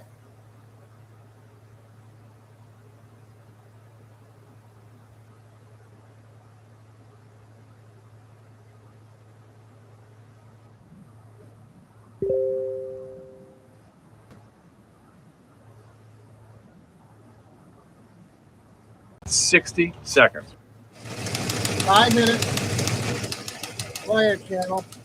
This is The Wire for 1800 Zulu, August 12th, 2026. Precedence is routine. Information cut off at 1700. Bottom line up front. Oil crisis continues to deteriorate as Strategic Petroleum Reserve drops below 300 million barrels. War in Middle East remains complicated. Shipping remains stagnant. Domestic violence results in murders at daycare in Minnesota. Cool. Beginning with international events. In the Middle East, around the region, the war remains as before, with no major strikes being reported overnight. The war between the Houthis and Saudi Arabia has continued to increase in complexity following the Houthi strikes on the Jazan refinery last week. Saudi Arabia has stepped up efforts to fund and supply the official Yemeni government, which was outcast by the Houthis capturing and holding the capital city years ago. Analysts comment. For the past decade, the Saudis have tried to undermine the Houthi control of Yemen by funding the exiled government forces, which still control pockets of influence around the country. A few days ago, a strike was reported in the city of Mocha in Yemen, which was originally reported as being of Saudi origin. Turns out it was the Houthis themselves striking the sector of the city that still remains in government control, targeting a coalition of Saudi advisors, which were working with the Yemeni government. On the home front in Washington, D.C., this morning, a suspicious device was discovered in the vicinity of the Engine Company 20 fire station. One device comprised of a thermos container with wires wrapped around it was discovered by authorities, prompting a lockdown of the area. EOD responded to the scene and stated that the device was not a threat. In Minnesota, this morning, a stabbing attack was reported at a child care facility in Hopkins. Local authorities state that 2 adults and 1 child were stabbed at Brown Bear Child Care, a private residence converted to a daycare. All 3 individuals are reported deceased. Throughout the day, official sources have have indicated that this was a domestic violence incident between the owners of the daycare, which resulted in one of the adults murdering the other before murdering their child and then themselves. The attack was witnessed by 6 other children, as well as a parent who had arrived at the residence to drop off their child. Analysts comment. This attack took place at 236 North Tyler Avenue. The business itself is registered with the state and has an active child care license with no violations or concerns being readily available online. Reviews are very positive, and the business appeared to be a small and wholesome daycare run out of a private residence. Prior to the murders this morning, this address had been listed on a local garage sale page. The listing claimed that the daycare had been scheduled to close at the end of the month, but how or if this fits in is unclear at the moment. As a result, this horrifically brutal attack is very out of the ordinary for Hopkins, and further analysis will be required to determine why this happened.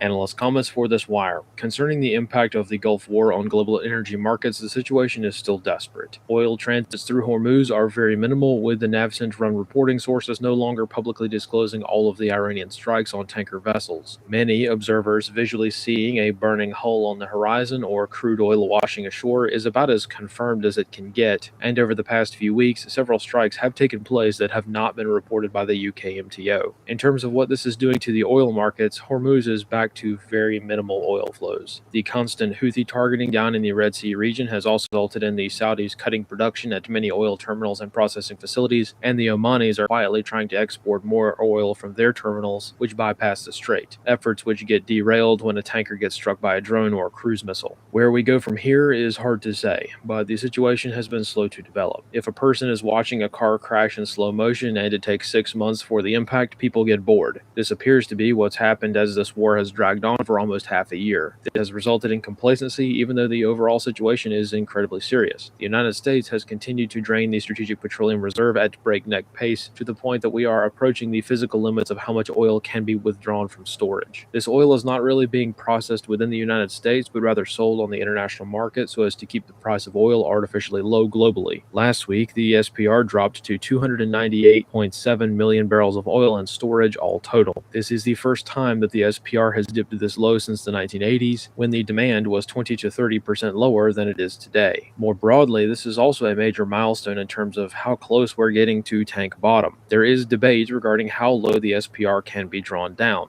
A common figure over the years has been that the U.S. can theoretically drain the SPR down to 70 million barrels. There is also a legal floor as well, with U.S. Code Title 42, Section 6241, mandating that the SPR cannot be drawn below 252 million barrels for national security reasons. Of course, this is a law that can be reliably ignored by both the White House and Congress itself, but this is a number to work from, and we're getting close to it. Last year, the Government Accountability Office conducted a large-scale study on the SPR, which found that due to infrastructure degradation over the years, the entire system can only pump out a fraction of what it was previously capable of. The report did not explicitly state the magic number of how low we can go, but the report did state that regardless of where the bottom of the tank actually is, we can only pump it out at a rate that is 61% of what it was designed for. This means that not only are our tanks scraping bottom, but we are also limited in how fast we can drain what's left. Like a broken record, the story has constantly repeated since the war began. Demand remains the same, but supply is down. The basics of that fact can only be concealed, manipulated, and talked down for so long before supply itself runs out. As the SPR cruises past the 300 million barrel milestone, more motivation is stacking up to re-enter the diplomatic phase once again before the energy crisis gets much worse. This concludes the wire for 1800 Zulu, August 12th, 2026. Okay, Wire Channel for today. I got the JM report. That's going to be 7 minutes. And then we'll do Billy Bean.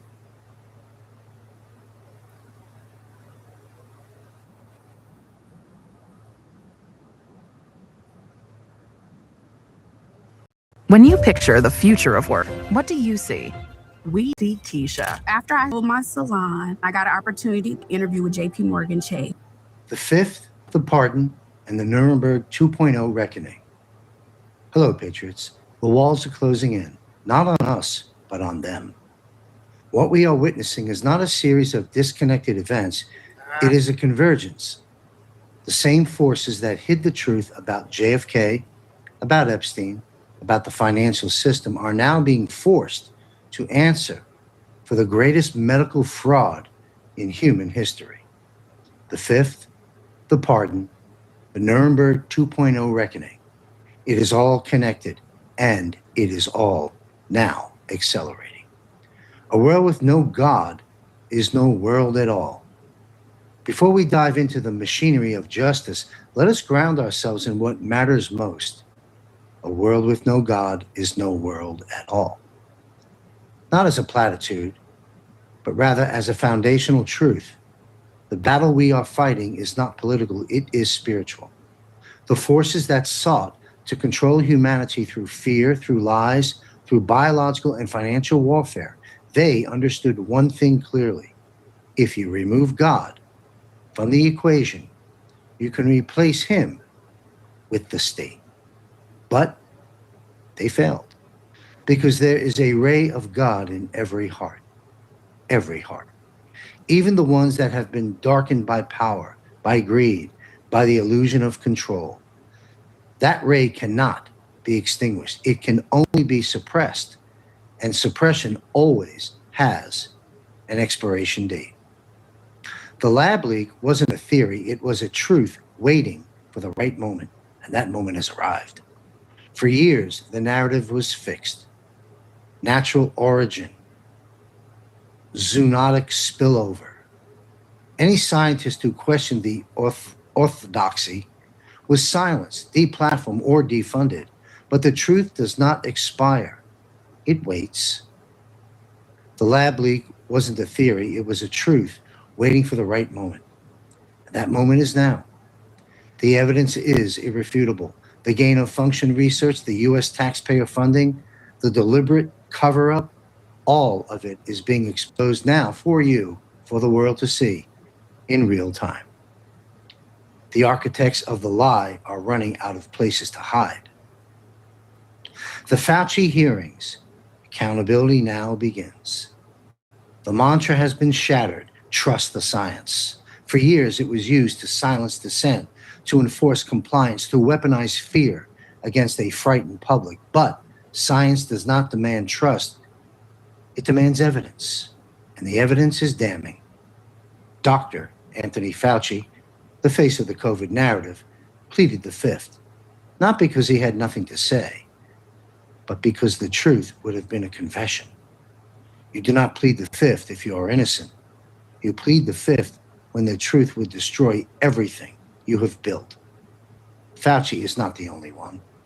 The pharmaceutical executives, the agency heads, the media enablers, they will all face the light. This, my friends, Now is the have the beginning guest again. of Nuremberg Power. 2.0, and the reckoning is Was here. it? The Fifth Amendment cannot shield treason. The pardon cannot erase crimes against humanity, and the Nuremberg principles, forged in the aftermath of the greatest evil of the 20th century, are being applied to the greatest evil of the 21st.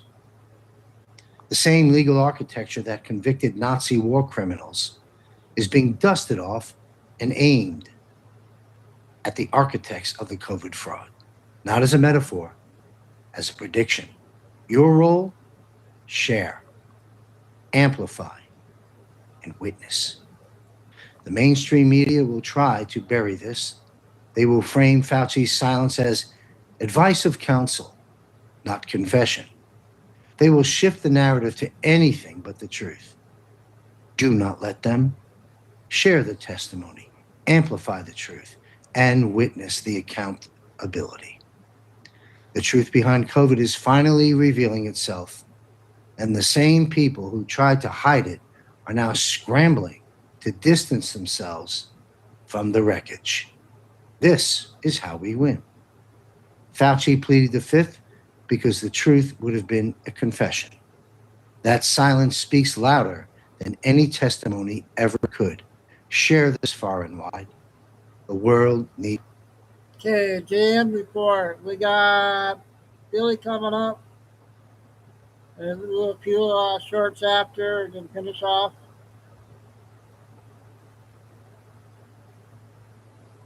$32 minutes. 32 minutes.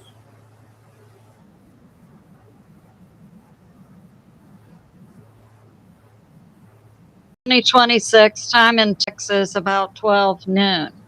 Some of the things we'll cover. eclipse, a tropical storm, Cristobal, primaries, President Trump, and what's he going to do about Iran, we wonder. And Ukraine and Russia appear to be engaging in mutual bloodbaths. So let's get started. So we have a tropical storm now made up off of the east coast of the U.S. that's moving forward east at 22 miles per hour. This was predicted yesterday with very low chance of development. It would run into cool water and dissipate. But however, overnight it made up into a tropical storm, Cristobal. Winds 45 miles per hour, pressure currently at 1008. Now, these two lower areas coming off of Africa, the closest one to Africa has a 20% chance of development in 48 hours, 30% in 7 days.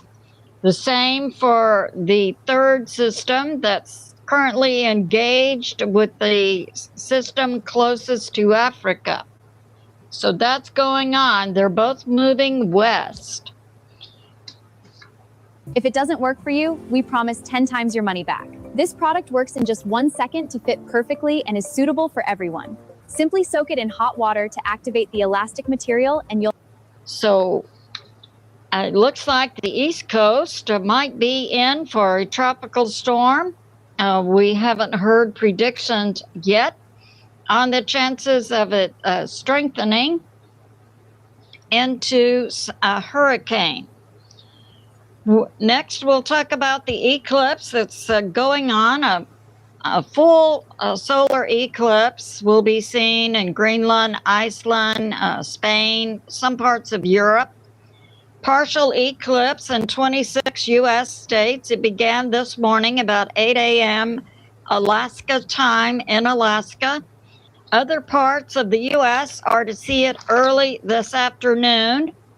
The states that will see a partial eclipse, and again, it's recommended even if you're viewing a partial eclipse that you wear certified eclipse glasses. So it was seen this morning in Alaska. The other states, it can be seen early this afternoon. Connecticut, Delaware, Illinois, Indiana, Iowa, Kentucky, Maine, Maryland, Massachusetts, New Hampshire, New York, New Jersey, North Carolina, North Dakota, Ohio, Pennsylvania, Rhode Island, South Dakota, Vermont, Virginia, Washington, D.C., West Virginia, and Wisconsin. So enjoy the eclipse if you can with certified eclipse glasses. We have this from Fox News. So we had some primaries yesterday, Tuesday. And we have in Minnesota, Amy Klobuchar. She had been a senator from Minnesota. She's now running for governor, and she won the Democratic nomination. And she will be running against a Republican. So that's going on. And Amy pledges to take down fraud in Minnesota. And she wants you to believe that while she was a senator from Minnesota, that she didn't know about the fraud. Yeah, that's going on. Okay, and we have this. The Secret Service has placed additional security devices around President Trump's golf course in New Jersey, adding air defense. I guess they think it might be hit with drones. Following that revelation about when he was at the NATO summit in Turkey, we heard that there was intel that Iran was going to try and take down his plane, and that he came in the new red, white, and blue Air Force One, but he supposedly left in the older Air Force One. But what happened was he got on the older Air Force One in Turkey. Then a catering truck drove up to the plane, and President Trump secretly got into the catering truck, drove away from the older Air Force One, and got into another U.S. military plane.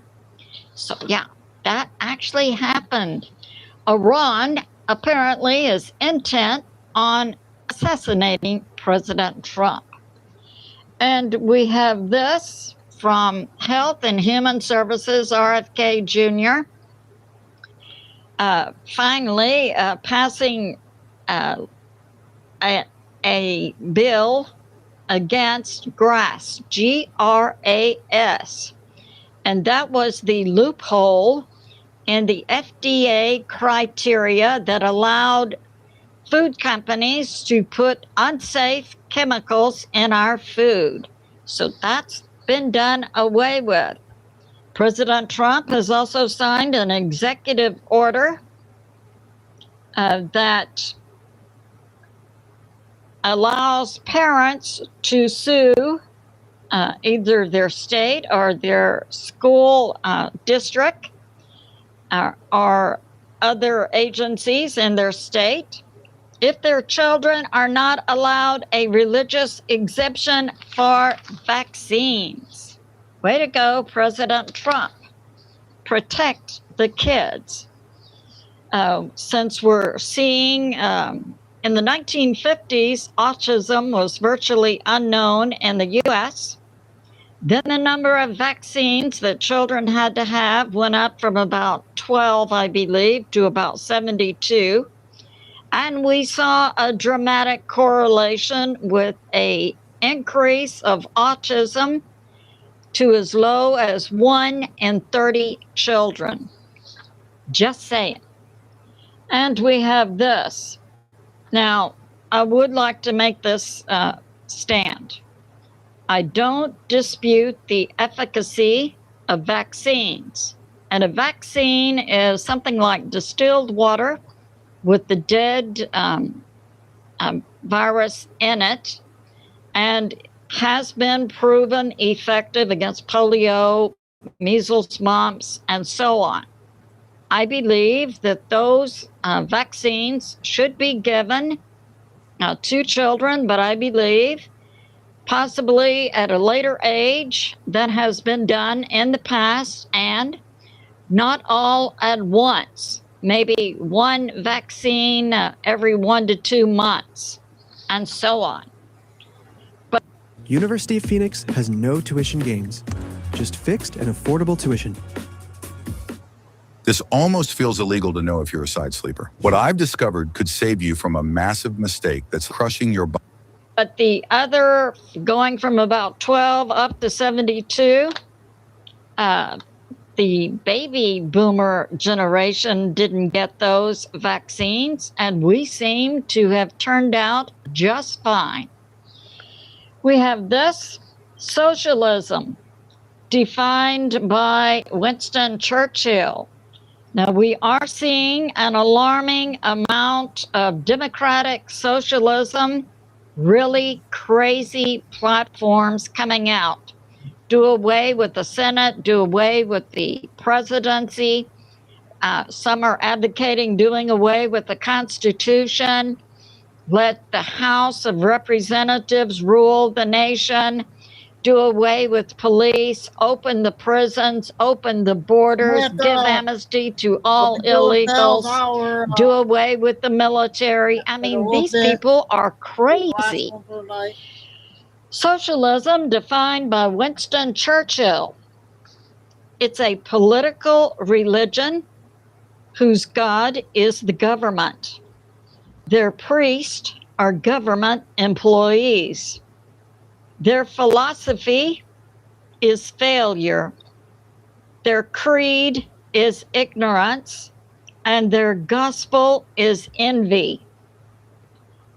And they pursue a policy of distribution of all wealth set down by the government. In other words, people don't make varying amounts of salaries, even though your job might require a medical degree, or your job might require a degree in physics, or your job might require a degree in education, and so on, as balanced against plumbers and welders who also make very good money in the U.S.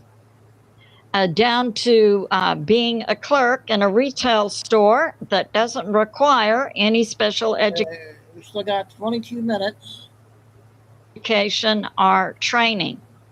And yet, under socialism, all are paid the same amount of money, even though you might have had to go out and get loans to continue your education. Just saying. And now we have this from BP Earthwatch. We're seeing across the Mideast U.S.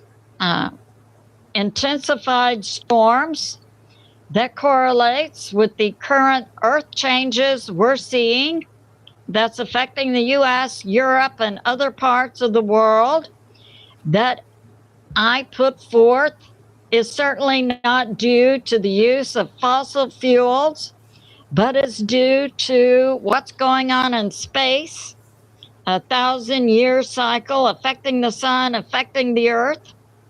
And we know, as I've put forth, God said to me in the fall of 2020, magma is rising in all directions inside the earth. One of the reasons the interior of the earth could be heating up is because our electromagnetic shield has been dropping. We are in certain phases of a pole shift that's letting in more radiation from the sun. But we're also seeing dramatic temperature rises in all the planets in our solar system. So we are having earth changes. It's part of a cycle. And we're seeing an intensification of storms across the Mideast, Central and Midwest U.S., also involving derechos. This is high, intense, straight-line winds up to a level of 100 miles per hour or equal to a Cat 2 hurricane. We're seeing them in Illinois, Indiana, Ohio, along with flash floods.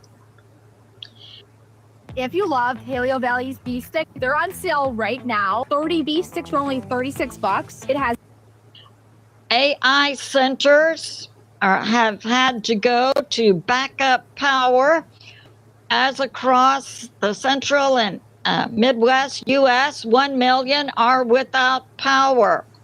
Other states affected are Virginia, West Virginia, and Kentucky. So that's going on. We have this from Breitbart, another primary. So they had this socialist, Dem socialist, Francesca Hong. She's been a member of the state government.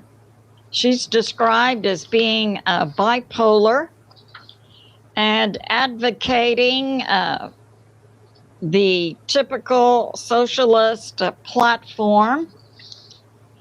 And she lost to a moderate Dem.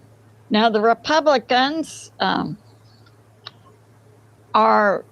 wanted Francesca Hahn to win the Democratic nomination because they thought she would be easier to beat. So this is in Wisconsin. Yeah, Wisconsin. So Francesca Hahn, a Dem socialist, is out. They have a moderate Dem who will be competing against a Republican for Wisconsin governor. I think Tom Tillis is the Republican candidate, Tom Tiffany. So this moderate, Crowley, will be running, moderate Dem, will be running against the Republican Tom Tiffany for governor of Wisconsin. So that's going on. And we're seeing questions in the polls. In Wisconsin, it was being put forth that Francesca Hong was ahead 20 to 30 points. But it turns out she was beaten by the moderate Dem. There is some question about polls taken 2 weeks before an election. We saw something similar in Texas when Ken Paxton ran against the Dem socialist Tallarico a couple of weeks ago. It was predicted that Paxton was only ahead 10 to 15 points, but it turns out on the actual election, he won by 30 points. So that's going on. Don't trust the polls 2 weeks before an election. And we have this from Redacted, putting forth that some of these AI ventures might be equivalent to an extinction level event. I submit that we are going to see an increase through the AI companies, including Palantir, headed up by Peter Thiel. We, as the people, as these AI data centers go up, we'll likely see an increase in the surveillance, other areas such as facial recognition, fingerprints, and so on. But I submit we already have that. I submit that all these AI centers going up globally are then to consolidate what I believe is already present in data centers, including, every recording of every phone call you've ever made, your emails, your bank information, your medical records, along with biometric information about you. I submit this has been in place for years.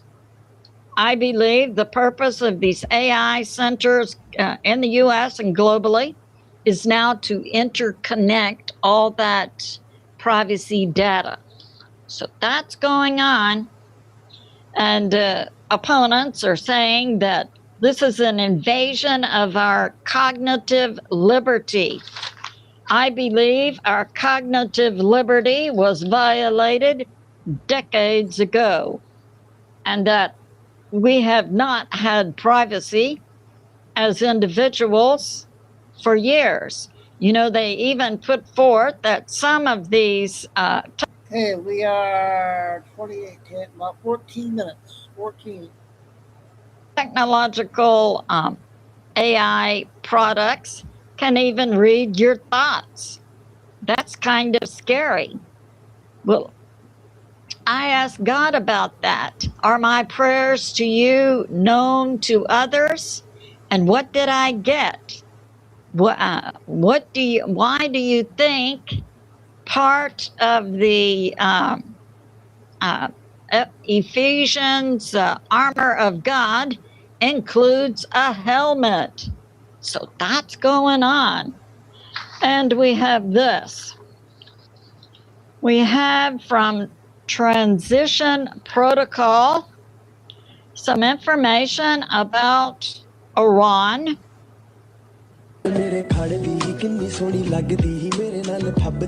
Why you should never keep your gas tank above half full. For 8 years, I was blaming my car for burning through gas. Turns out my car was never the problem. I'm a school teacher. Based on intel, a Transition Protocol there was a 6-hour secret meeting inside Iran, allegedly, with a revived Ayatollah number 2 Mustafa Khamenei. However, no one has heard his voice, seen his face, or even heard a recording since February 28. And as Tusi TV put out in their information a couple of days ago, it's believed that Ayatollah number 2 had either passed away or was in the process of passing away. But hey, other information sources are saying no. Ayatollah number 2 has miraculously revived. However, he has named a designate Ryzen. And this Ryzen person, allegedly Ayatollah number 2's advisor, Ryzen, has all the authority of Ayatollah number 2 and can make decisions on the spot. And allegedly, there was a 6-hour secret meeting inside Iran with information passed to President Pegoshian, Speaker Ghalibaf, Foreign Minister Arachi, and also to other countries such as Qatar and Pakistan. And this has to do with this alleged agreement between Iran and Oman to control the Strait of Hormuz, which is illegal according to international maritime law and the UN's law of the sea, and to which the U.S. consistently says no. But that's, we're being told, is going on with mediators from Qatar and Pakistan. So that's going on. And oh, this Ryzen has just told the IRGC that there are no limits to anything they can do against the U.S. or Israel. No limits. This alleged designate for Ayatollah number 2 said to IRGC, no limits. Whatever you want to do. You want to use the nukes, I believe Iran has? Well, you go right ahead. So that's going on. And we have this. We have this from U.S. intel in the Middle East that yesterday in Dubai, there were thousands evacuating. I believe much of this information we're getting from Transition Protocol, I believe, leaked out to all the Middle East nations, so we may see many evacuating. So that's going on. We have from the U.S. military in the area of the Middle East took down a Panama-flagged civilian cargo vessel who tried to run the U.S. military blockade. They were taken out by a U.S. helicopter missile. The name of the vessel is Vela Nova, and this vessel was actually near the Pakistan coast. So we have Iran, and Iran has a border with Pakistan. So it still would have been in that crucial area. The 17-member crew is okay. So this vessel tried to ignore the U.S. blockade after repeated warnings. They were hit by a missile fired from a U.S. helicopter. We have this from U.S. intel. We have that the Houthis. Have you ever seen a product that transforms any ordinary space into a dreamy underwater world in just 1 second? Meet the Kamau Immersive Ocean Projector, the mood light that's taking the market by storm. have once again hit a Saudi Arabian ship in the Red Sea and killed 3 members of the crew. 2 were from Pakistan and 1 from Indonesia. Iran says the Strait of Hormuz is also closed, as is the Bab al-Mandeb Strait. They're using their proxies, the Houthis in Yemen, to also close that strait. And we're hearing unidentified drones have been, I believe, neutralized over the U.S. and U.K. military island, Diego Garcia. We have this from Celeste Solon, that the U.S. Army had a recent meeting with certain branches to put in place new rules of engagement. Also believed to be included in these new rules of engagement could be the use of bioweapons or chemical weapons. Just saying. And we have this, Max Afterburner, talking about the U.S. blockade in the Middle East, having turned around at least 50 ships from Iran. And in the last 24 hours, this correlates to the information coming out from Transition Protocol that Ayatollah number 2 has a designate, Ryzen, who said to the IRGC, there are no limits, you can do anything you want. And that apparently includes replacing 6 generals in the Iran military. So that's going on. And it's believed that Vahidi, he has been put forth as the leader of the IRGC.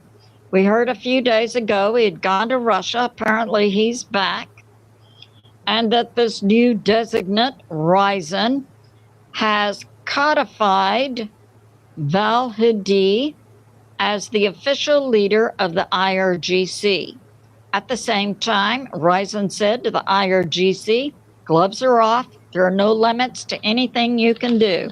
Go for it. We have this from Deep Dive, an interview with Colonel Douglas McGregor, talking about the blockade is effective in stopping all ships going to Iran or from Iran, and that the Strait of Hormuz level of traffic is down by 90%. And we're also seeing a drop in traffic in the Red Sea with the Iran proxy Houthis in Yemen blocking the Red Sea. And this is coming out that the Russian people are angry, not at President Putin for the dramatic increase in strategic hits inside Russia by Ukraine, hitting Russia's oil refineries, causing long lines at gas pumps, also hitting Russia's Amazon-type business, wild berries, affecting the economy of Russia and shipping. But the Russian people are not mad at President Putin. They are mad at the West, at NATO, and at the EU. So that's going on. And we're hearing about secret meetings between Germany and Russia to, once again, for Germany to receive cheap oil from Russia. So that's going on. And the German people are also mad, and they want Germany to get out of NATO and the EU. And that correlates to what the American people also want. They want the U.S. out of NATO, out of the UN, out of the any part association with the WHO. President Trump has removed us from WHO. President Trump also removed us from this global climate agreement for which the U.S. was paying for the world. Way to go, President Trump. But also get us out of NATO and the UN and all other globalist organizations.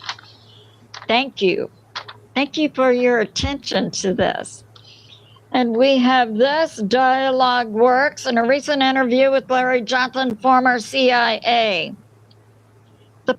Never do this with an older cat. Wet food or dry food? It's the question I've heard from cat parents for more than 50 years, and the real answer almost always catches them off guard. Wet food contains more. Pentagon is now buying 10 times the amount of certain weapons, including Patriot air defense, THAAD air defense, and others. So that's going on. And it's believed this winter in Ukraine will be the hardest they have ever had, with Russia strategically taking down gas pumps and some electrical power plants. And Russia's hits near the Odessa port of Ukraine has taken down electricity, gasoline, and water. So that's going on. And we have this. We have that Ukraine is being described as by some sources, as a zombie country. And it's being described as being very corrupt. And that Poland is now stopping aid to Ukraine. And that Russia holds the cards. We do see in Ukraine, along a 1,000-mile-long front line, Russia consistently advancing. So that's going on. And we have this, that Ukraine currently has no air defense. The U.S. is not supplying Patriot or THAAD missiles, as the U.S. is using them in the Middle East. Ukraine asked Europe, but Europe will not let go of their own air defense missiles that they need to protect their countries. So that's going on. So this concludes my update. And it's good to be in prayer for America, President Trump, the U.S. military, world peace, and world health. I love you, and I'll see you soon. Okay, we had the second big video there. We're going to finish the show off with Mel. We're doing pretty good on time. So I got a lot of short ones I'm going to do now. See how many short ones I can get.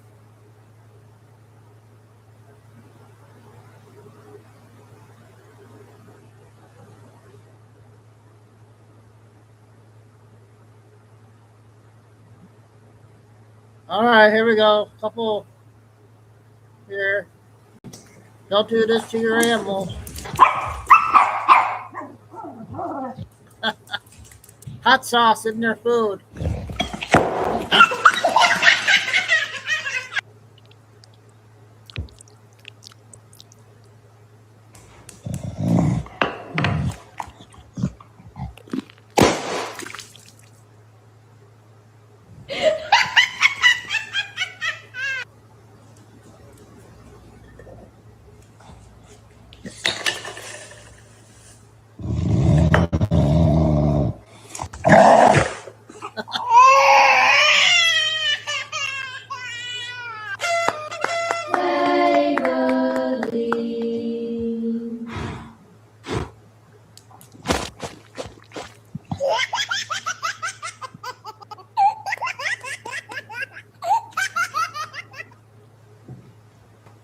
Okay, a dog video there.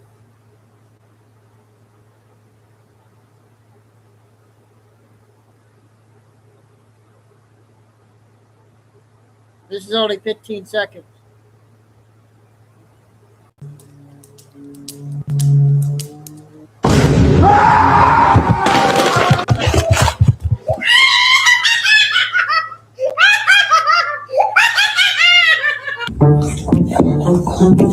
I thought it was 15 seconds.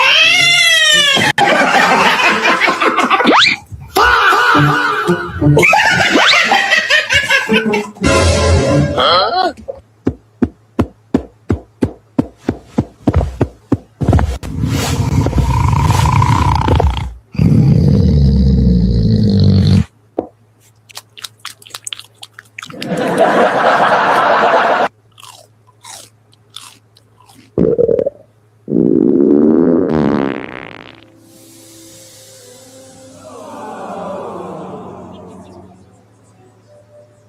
It was the popcorn, not us! Out.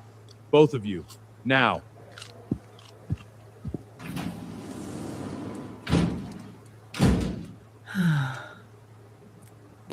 No more dates until this problem is solved.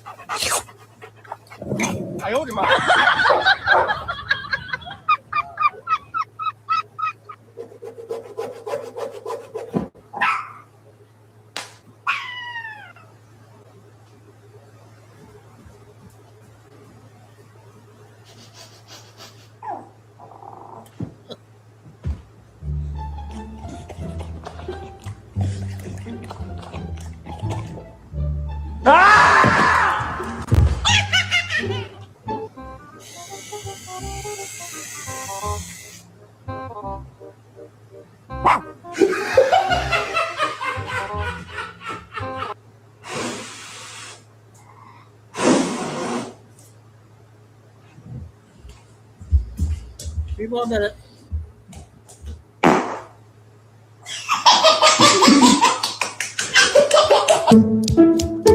Shh.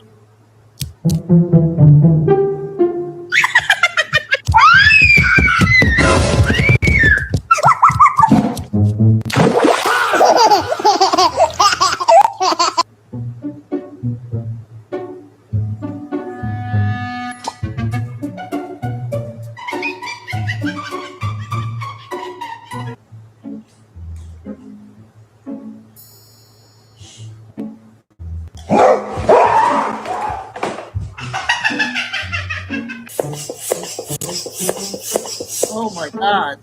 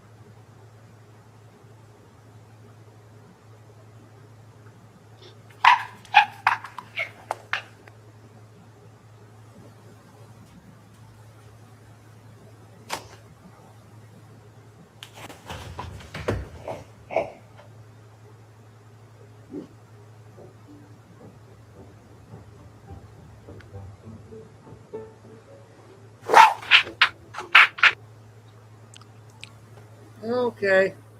I threw in a funny one tonight. Thanks, Sword.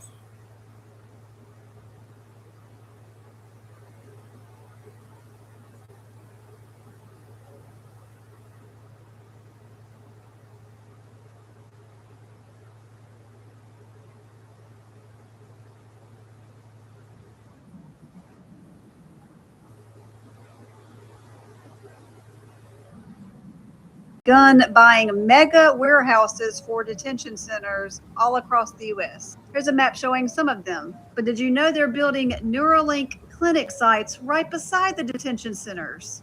In Miami, Florida, there's a Neuralink's clinical site at the University of Miami and is located near the Chrome Detention Center. And the Chrome Detention Center, there was reports from late 2024 to early 2025 noted that detainee deaths involving neurological symptoms prompting calls for investigations. Then in Phoenix, Arizona, there's a Neuralink research site that is based at the Barrow Neurological Institute, situated near ICE facilities where, according to reports, solitary confinement times increased significantly. There's also a Hawaii connection where allegations have suggested potential connections to Honolulu, FDC Honolulu, and Straub Medical Center, involving transferred detainees raising questions about logistical proximity to medical facilities. Now, we know back in the day, there was these specific camps that were doing experiments on people. Makes you wonder, not only that, but why do they need mega detention centers when these people are supposed to be deported? Kind of makes you wonder who's really going to be sent to these camps, especially when Neuralink looks very similar to the mark of the beast. Y'all, every day there's more and more proof of the times we're living in. If you do not have a relationship with Jesus Christ, you need to get one now. The Bible says that if you confess with your mouth that Jesus is Lord and believe that he died, was buried, and rose again for the remission of your sins, you will be saved. Don't wait until it's too late. Listen up. Y'all aren't going to believe this. So we know that ICE has begun buying mega warehouses for detention centers all across the U.S.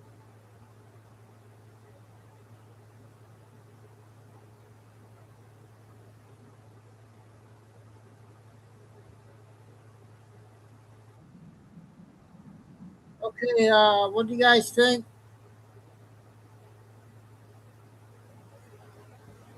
about Princess Diana? What the heck?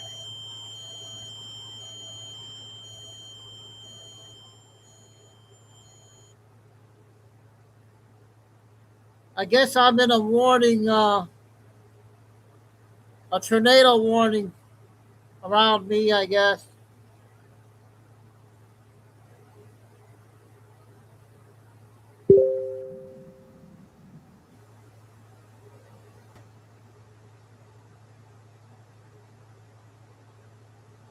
It's a tornado warning.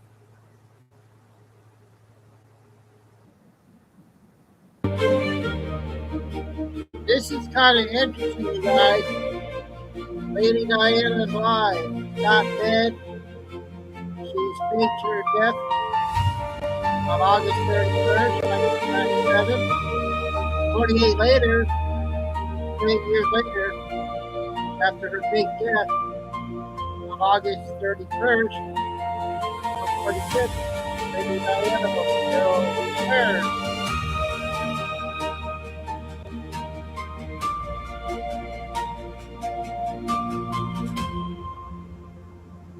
So that was interesting there.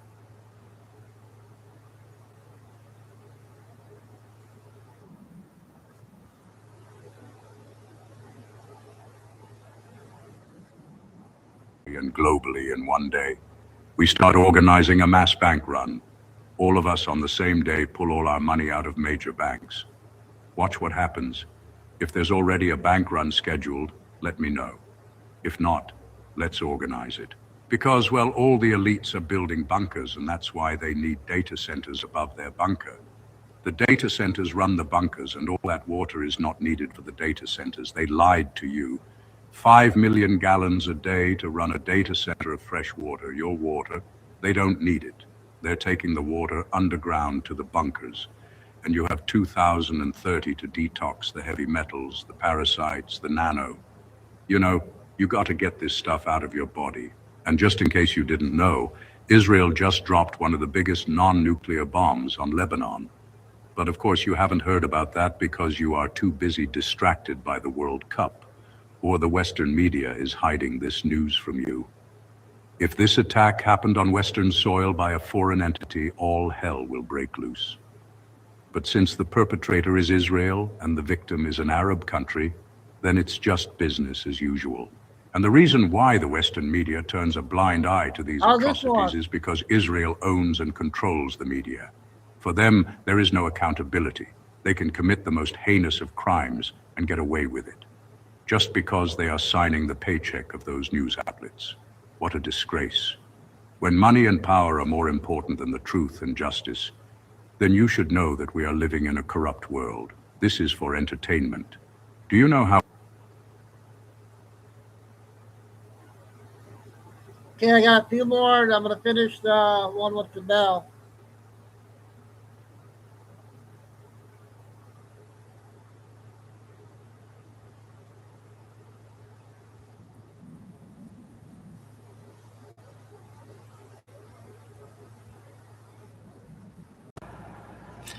Dolly Parton, I did a couple videos on her a while back, and my videos came down. I think one stayed up. If you've been following me for a while, then you probably saw that one that stayed up or whatever. Well loved, and this one completely disappointed. I was completely disappointed when I found out. About 5 years ago, I did my research thoroughly on her and dug really, really deep. She held me when I was a baby, because the first about 15 years of my life, I grew up in the Nashville, Tennessee area, and I was at the Grand Ole Opry as a kid, and yeah, this one stung when I found out, because I always thought that she was just as sweet as pie. She's just sweet Dolly, you know, and I know a lot of people love her or him. And I always questioned, well, I know she's fake and she's got the fake hair and has no kids and, you know, the fake lips and the Botox and the implants. And then I always would think about it and say, well,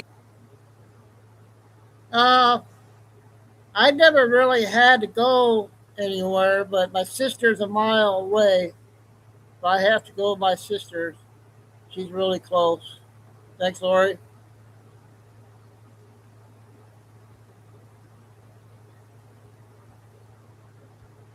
you know, she's just not happy with the way she looks, and she just wants to look like a little Barbie doll. And but then I said, why did she have a rib removed? Because she had one of her or two of her ribs removed.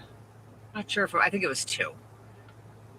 I thought that's a little odd to go to that extent to have an hourglass shaped body. But if you're a man, you want to do that to look more like a woman. Do you know what I mean? Because men are kind of straight down on the sides and they don't have that hourglass shape that women have, natural born women, I mean.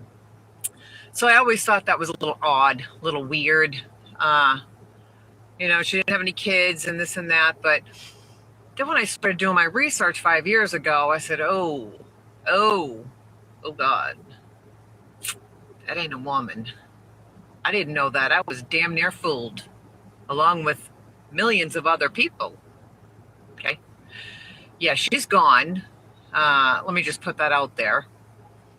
And if you think she's not one of the bad ones, you're dead asleep.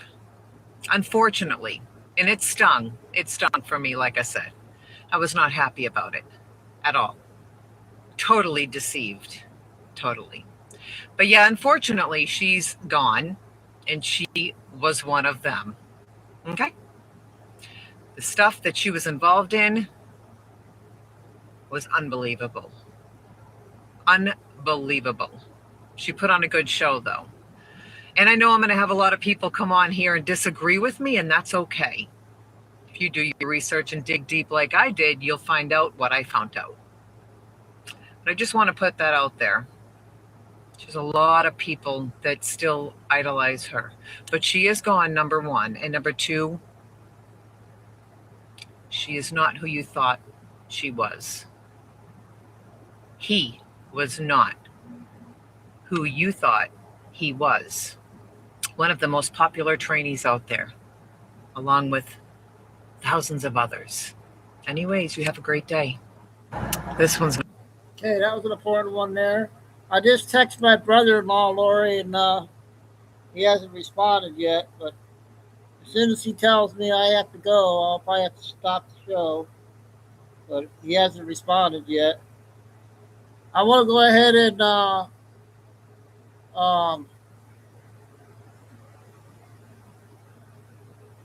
Dolly Parton, Carol. Dolly Parton. I'm going to do one more short one. There's a good short one I want to get.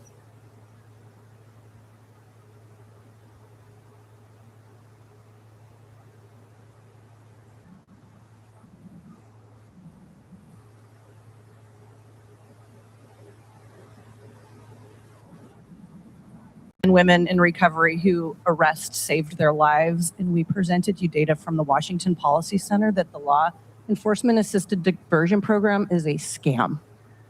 It's now a national news story. You now have in your inbox the information from Washington Policy Center that Lisa Dugard and her team have been unfactually presenting the data for years, taking hundreds of millions of dollars from us. Lives have been lost to the tune of 20,000 since implementing LEAD. It doesn't work, yet you still voted to expand in-field pre-booking handoffs. Why would you do that? It's not working. We gave you the data. And the media is here, and everybody has the study now, and you guys passed something that you were presented data that clearly showed it doesn't work. We can also look outside and see we're number 4 in overdose deaths. We're number 1 in homelessness growth by 418%. We're number 1 in hospital response. We're number 1 in retail theft. Lisa Dugard gets to put people in a hotel and allow them to smoke fentanyl and hands them the foil and the glass pipes to continue to do it while ripping me and you all off. So take a look at your inbox and please reverse expanding the LEAD. Stop LEAD now. To Councilman Strauss, I was in Ballard yesterday. I saw Lawnmower Man. He says hello. I bought his tabs for him again. We're both wondering where this other $5 million in RV outreach goes. We'd ask you to bring in other outside voices, not Jen, not the old guard. Bring in some new voices to help you with your RV legislation. Storing RVs that are dilapidated while somebody gets free housing is wrong. Putting dilapidated RVs anywhere in our city, even in an industrial area, is wrong. They're blowing up, they're trafficking children, drugs, stripping wires, wiping off our communities, and they're an environmental hazard. So please bring in WeHeart or other outside voices to help you fine-tune your legislation. Thank you. Thank you. Seattle. Okay, Seattle news. Okay, last one, you guys. Now, even hour. 3 o'clock tomorrow.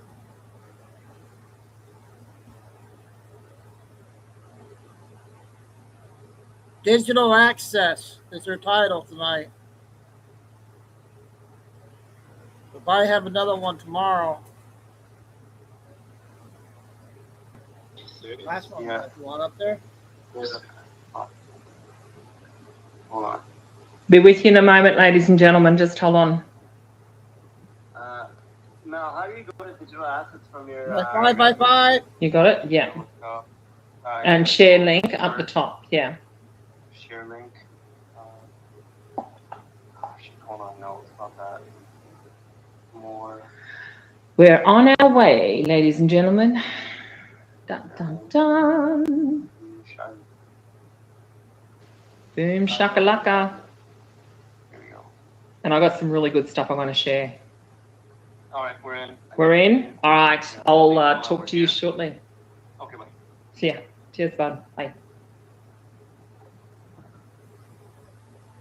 Ladies and gentlemen, welcome. This impromptus. Oh, don't you love impromptus? It's like you get to see who's really committed. Ladies and gentlemen, this is Mayhem Mel. Before we get started today, I just wanted to give you, it's going to be a mixed bag of information today. Mixed bag. Both the channels, this one, Digital Assets with Mel, and our main channel, are going to go private.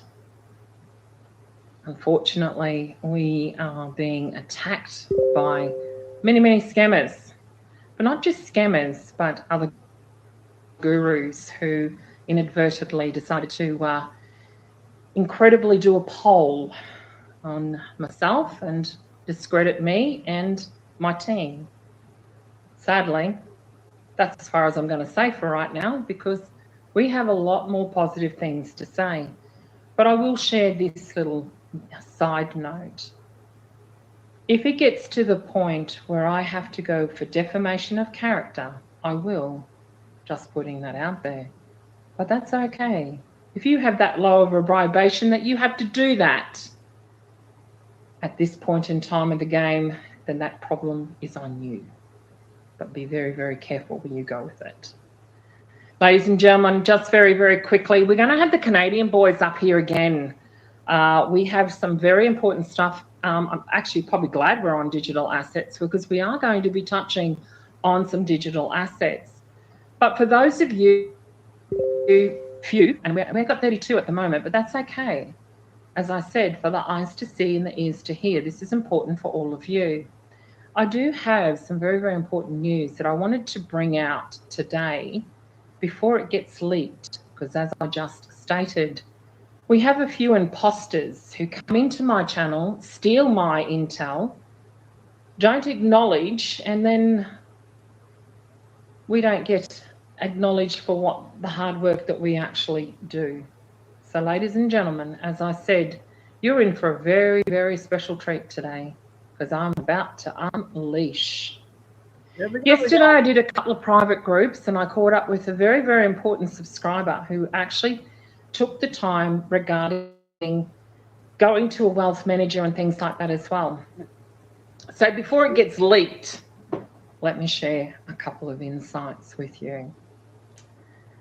A gentleman, as I said, a subscriber of ours, went to his local Wells Fargo, one of those 986 redemption centres that I happened to mention. Ooh, that's incredible, isn't it?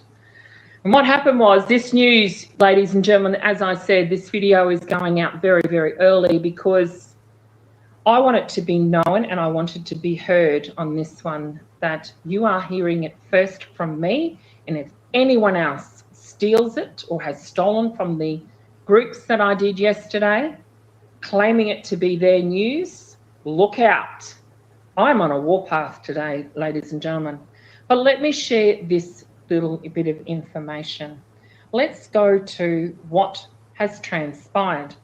For many, many years, I have been saying about my concerns regarding this whole 800 numbers and notifications. I want to share a little story with all of you that I shared yesterday in a private group session. The first is basically a message that was sent to me. This is their words, not mine, and this is what it reads. And I'm sharing this with you, as I said, before this channel goes completely private. Let's make this public, yeah? A message from my subscriber. A seed must endure a short time in darkness before it rises to become the miracle of life. You, my dear Mel, are the miracle for humanity. Rise and shine carries a new meaning indeed. I declare that your path will be straight and smooth. Go forth in your direction, brilliance and understanding, and shine, baby, shine. You have the power of God inside of you, and I believe that you are entering your destiny to simply be the light. We love you. That came from my subscriber, and I'm sending that out, that message out to all of you. Because if it wasn't for all of you that actually do support us in many different ways, whether that be through information, through just turning up here today, you are all part of this movement here at Mayhem Mel. We're talking about redemption and redeeming and that as well. And as I said, as we move into this digital age, he went on to listen to my show, as he always does, him and his beautiful wife from the United States. And he took it upon himself to take the direction that I have been encouraging all of you to go and do. Hi, Mel. I hope you are very well, my friend. Thank you for the suggestion to foster a relationship with the right people. One call to the relationship banker at Wells Fargo, and we are now VIPs on his list to call as soon as he gets the notifications that they are expecting guests. He said he and other relationship bankers are the connectors for the private and premier banking exchange. This is very interesting interaction and a 1-hour conversation with my relationship banker. Have a great day. He went on then to proceed. Several days later, he received a call, another call from this relationship manager. We're going to go in this with a little bit of depth before I bring up the boys. As I said, this is a bit of a mixed bag today, but I wanted to get this out there before tomorrow, because as I said, we have a few trolls and a few leakages. Hi, Mel. You are doing a phenomenal job. On the 4th of August, Wells Fargo announced that they would be taking tokenized deposits. Now, you can go and find that link. It's not hidden by any means, but go and have a look for it. On the 6th of August, all relationship bankers had a meeting. Within minutes of him returning from that meeting, he had another call, 1-hour call, with his relationship banker, which incidentally is now a new position, that they are now licensed in that position for times such as this. He explained that they at the bank level won't likely know anything until the day before or the morning of the actual event. He explained that when they come in all terminals, they will be showing a message to all users indicating an operational plan or adjustment. He said that when he receives that message, he will immediately send us a message from his personal phone for authenticity with the information and the instructions. Incidentally, he indicated that the 986 redeeming points that you happened to mention, Mel, are familiar, but he did not want to elaborate. It would be like, if you'd like to have a conversation further, which I will be having a conversation with Love and Light regarding that matter. Now, that is pretty big news. The great news is that I basically told you all of that, let's say, about a week ago on my show. I basically said that the redeeming section here in Australia had actually stated that the redeeming side of things is already completed, and next part was the education. I had confirmation yesterday from my redeeming exchange relationship manager. Those who have been around with me for a while, or those who are very, very close to me and in my private group, know that I have actually been doing this work in the background for quite some time. This is not new to me. It's maybe new to some of you, but it's not new to me. So those, again, a little message to all of those little trolls out there who think that they are better than Big Ben Hur and have the egotistical maniac attitude that they want to go ahead and use low vibrational bullshit and calling me a scammer, then look out. Because you don't get any other news like you get here, ladies and gentlemen, and I know that for a darn fact. So be careful what you wish for. If you want to create low vibrational bullshit, then you continue to do what you're doing. But after today, these channels are going private, and any person knowing to be planted in my chat rooms, trying to discredit my links and this, that, and all the rest of it, I will have you know that I don't ask for donations, never have. I only asked for those donations whilst I was travelling around to get to all of you in the United States. But I technically don't sell anything. I don't sell cups. I don't sell currencies. I don't do anything but give you the best of me week in and week out, regardless of what goes on in my own personal life. But let me remind you The links that I now have for those donations are clean. They are brand new links because I had to shut everything else down. If you want to discredit that and despise people for wanting to gift, when I don't even ask, the only reason I did that was because people wanted to donate. But I never asked for a thing from anybody. People offer and they want a gift because they're humanitarians. And if you are that low that you have to discredit me to that point of defamation of character, then let me tell you this and let me spread this message before I go private.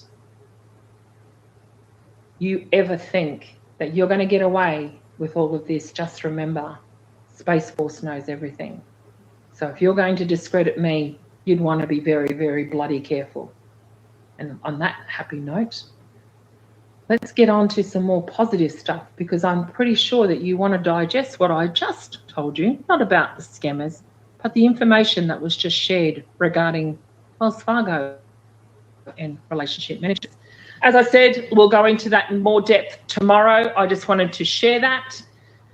And I will go into that in more depth on Wacky Wednesday. So for now, putting all of that negative hoo-ha aside, let's bring up the most amazing people of the day from the illustrious country of Canada. And let's have a little chat about what's actually going on in the big wide world as we progress into this new age. So, Mr. CA and MA, where are you? Come on down. Unleash yourself. Probably in the crowd somewhere. Do I have to unmute you? There you are. Allow you to speak. Boom shakalaka. There you go. The beautiful, beautiful Canadian boys. Welcome. Take a little while to come up. Hi, Mel. Hello, my darlings. Look at you two little cherubs.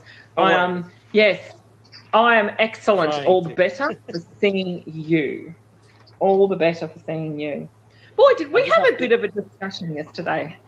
We did have a big discussion, but I would like, if you don't mind, I would like to add to what you just said. There'll always be haters. Yes. People will always hate you, especially when you're succeeding. And when people are successful, they'll get attacked regardless of the situation.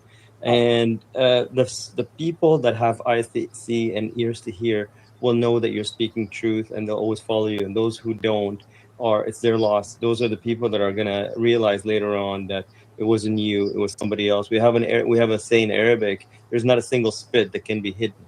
So the truth always comes out, regardless, whether now or later. It always comes out. So you're doing amazing. You are an incredible soul. We love you very much. We know that you have a huge following, and because you speak truth, you don't leech people on. You're not asking, as you said, for anything, and people like you because you speak truth. So just with that, if you continue with that, I know you are, but as long as you continue with this, you'll always draw awesome people. But every once in a while, there's always a low-hanging rotten fruit in the tree that has to fall off, right?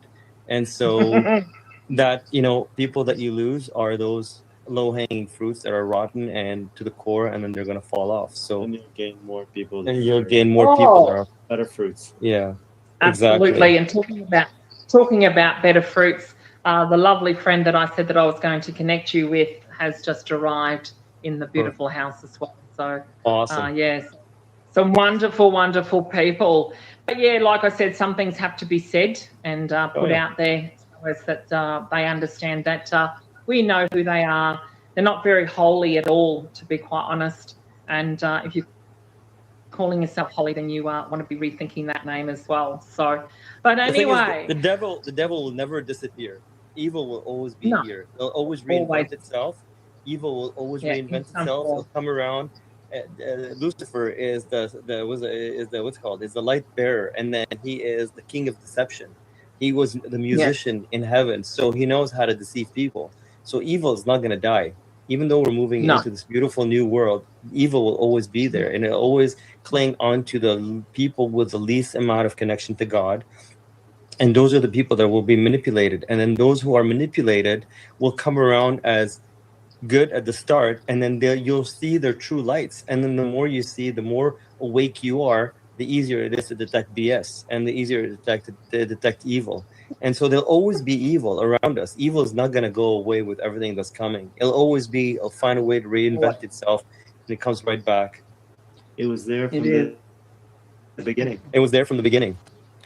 So yeah.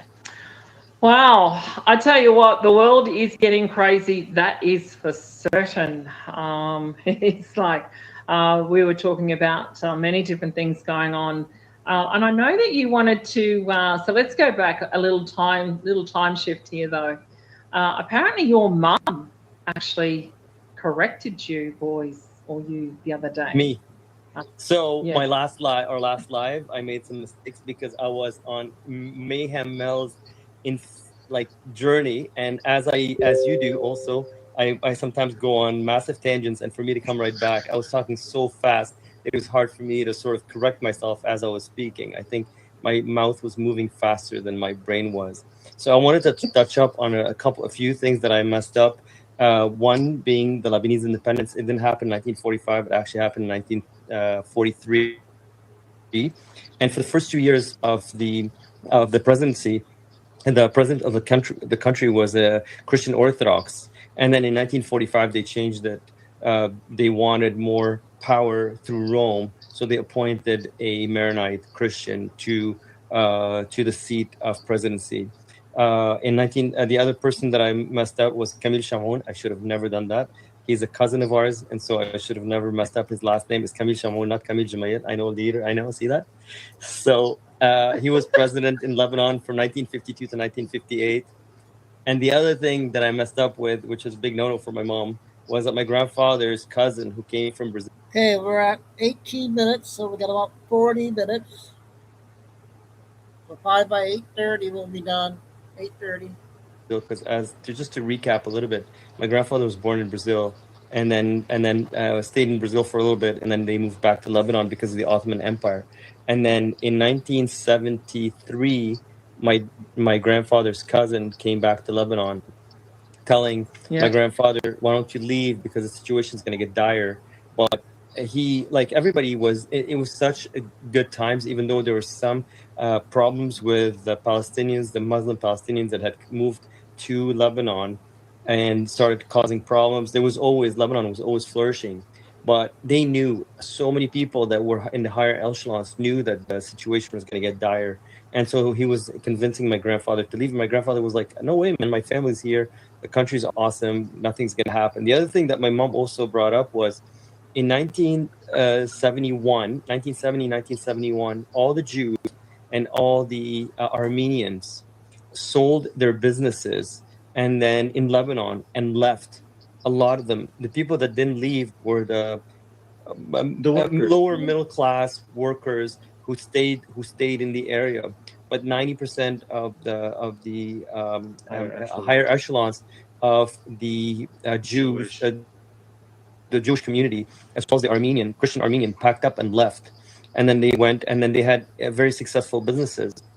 But I want to also mention that all the Palestinians that came to Lebanon that caused all the problems were not all Christian. The Christians were automatically assimilated to the Lebanese culture. They opened businesses. They were the people who opened up Mercedes. They had the rights for Mercedes-Benz. They had the rights for BMW. They opened what's it called? They opened a shipping company. Yeah. So basically, where we're going with this today is to kind of highlight how certain people have basically, you could see the differences between how someone who had a foundation of helping and moving forward. So an immigrant versus a migrant, exactly the same thing. What happened in Lebanon is exactly the same thing that we see all over the world right now, whether it's in Europe, it's in the United States, it's also in Canada or Australia. The difference between the immigrant, exactly, Australia and New Zealand. So there you go. So what Mara is trying to say is it's exactly the same thing. The migrants were the ones that created all the problems, and the immigrants that came over, that actually wanted to become part of the culture, who basically ended up opening businesses, created newfound wealth for themselves and for others. And they weren't all Muslim. Like, they weren't all Christian. Some of them were Muslim. Like the people that own the rights to sell BMW and Mercedes in Lebanon are actually Sunni Palestinians. They weren't Christians. So there were some that were, as Chad is saying, there in the higher echelons that came in with drive to make the community, the situation better.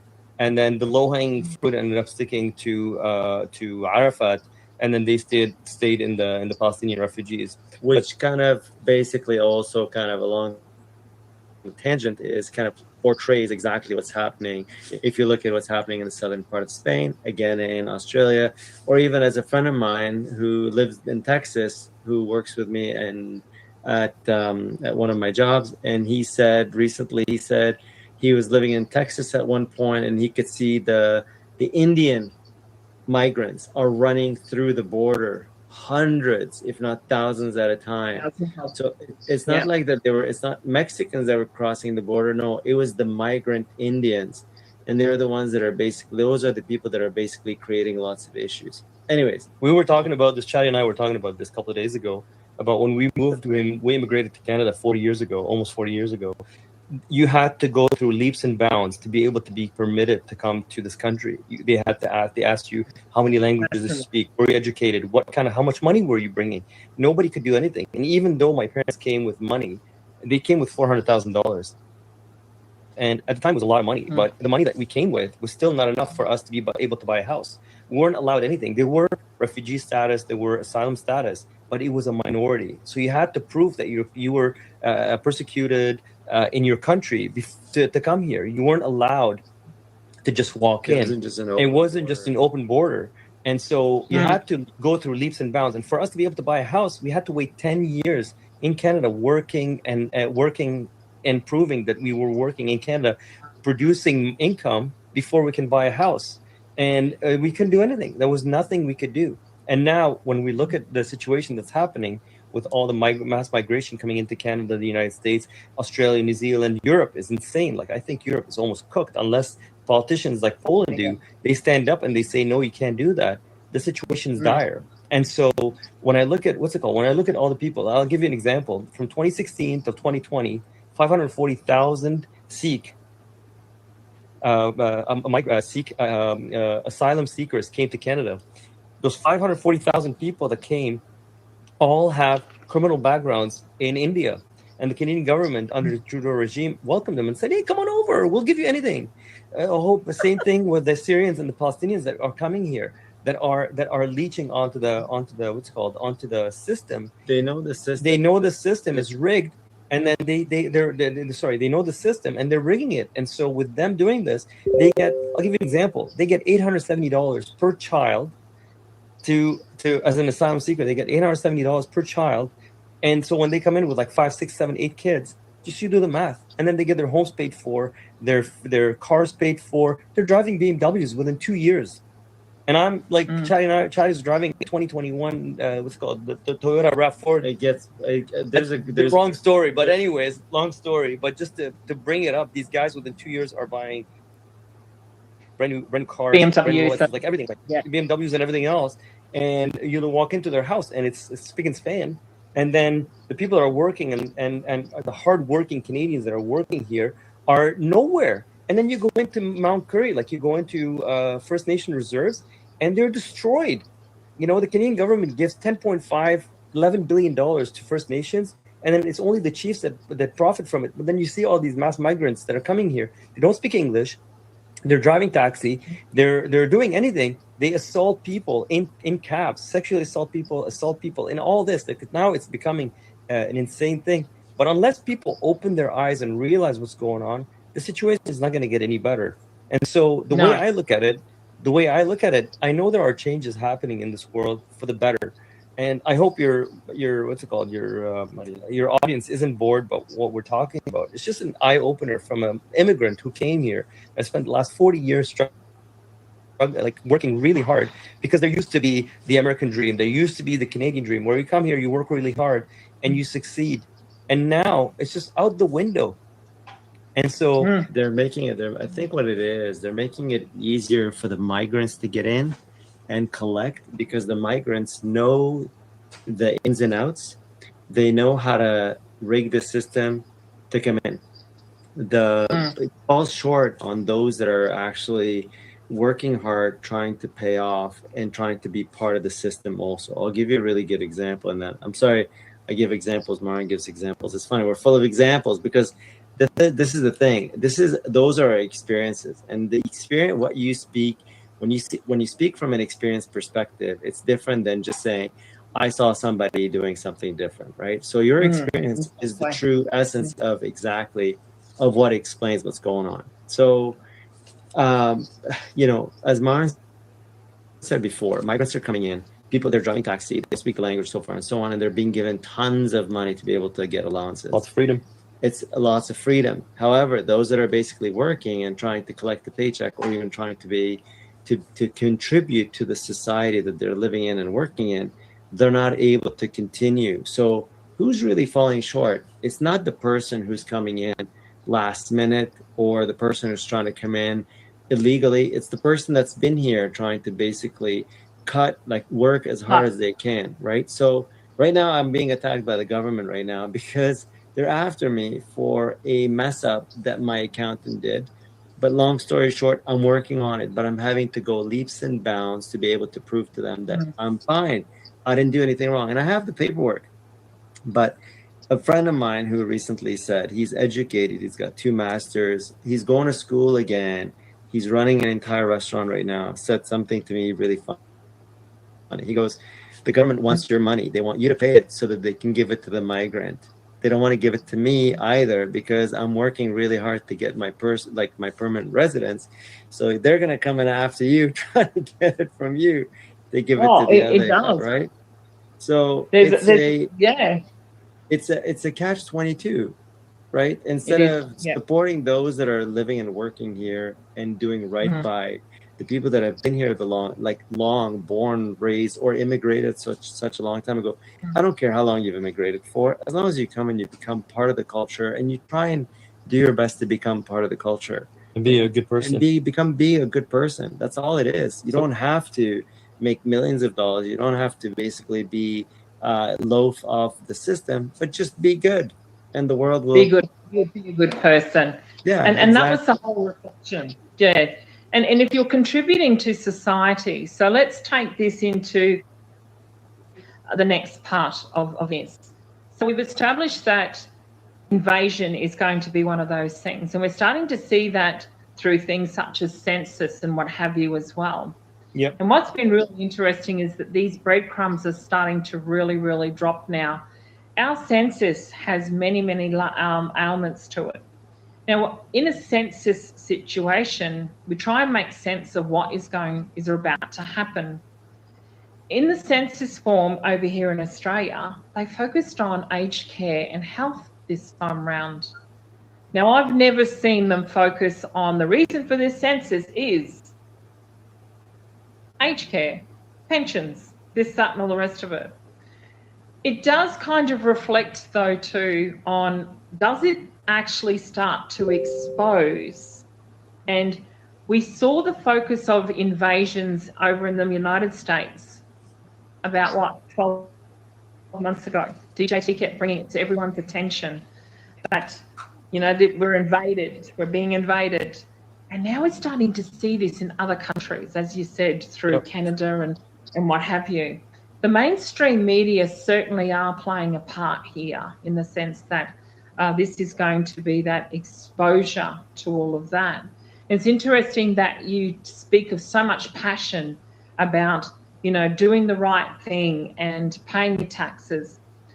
There's a couple of things I want to go back and touch on. First of all is the middle class, and then we're going to touch on the taxation side of things and the accounting, so that we bring this into the digital aspect of all of this, because in the age of society, we talk about the lower middle and upper class, so to speak, and we're sort of starting to see this division of we're all going to be on a level playing field.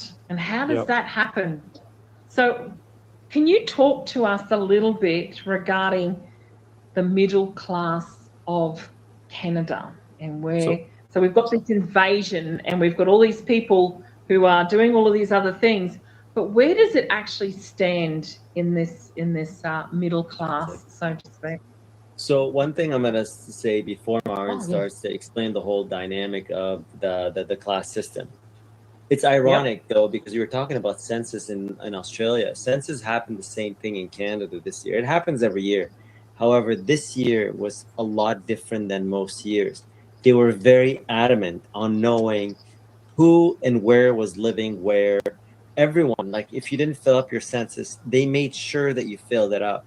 In the past, it didn't matter. You could write, you know, Joe Blow left the country, see you later, and that was the end of it. No, this year it was a completely different. They are, I think what it is a account to know exactly who's where they're from, how long they've lived there, what's their let's say their project, like not their project, but their contribution. Yeah, exactly. I think it is based on, I think it makes sense. It is really truly based on, are you here because you're meant to be here, or are you here just because you're loafing off of the government, you know what I mean, or off of the rest of the people that are living here? On that note, I was going to say the same thing, which is about the same thing as you. Census has become a little bit more driven to knowing more, because I think this is where the switch is slowly happening.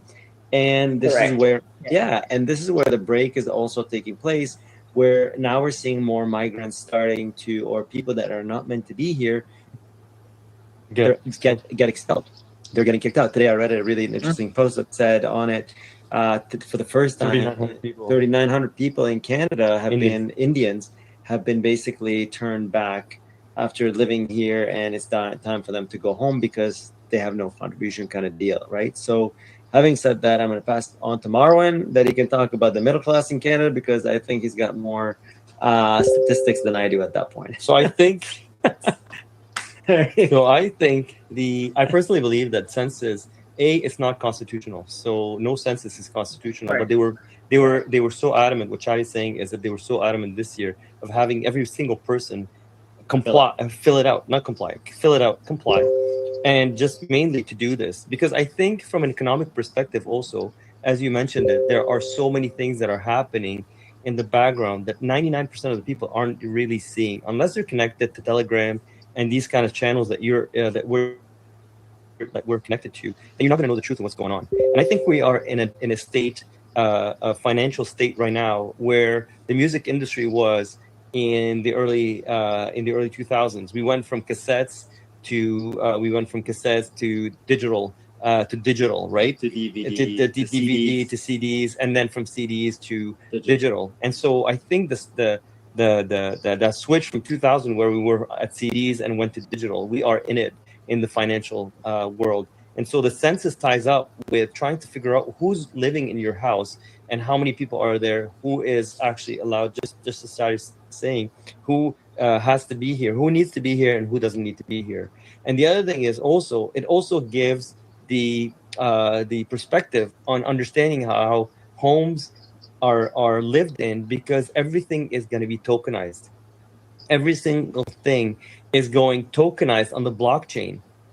This is the digital assets. We have to talk about digital assets. That's the whole point, but it's all tied, right? And so if everything's going to get tokenized, if everything's getting tokenized, that means somebody can buy a portion of a house. If people don't understand that, if somebody doesn't have all the money to put a down payment on a house, they can buy a portion of a house. They can buy a portion of a car. They can do all these things and have some form of asset without being butt broke all their lives and just renting or borrowing or anything, because they can't have it. It gives them the opportunity to sort of grow. Now, on the grand scheme of things, I look at this and I think to myself, there's something, nothing is ever 100% amazing, because there's always something on the back end of it. And so the back end of it is the person that holds the contract, the smart contract for that particular place for the tokenization of your house, is the one that's benefiting. but that does not mean that the people below that are not going to be benefiting.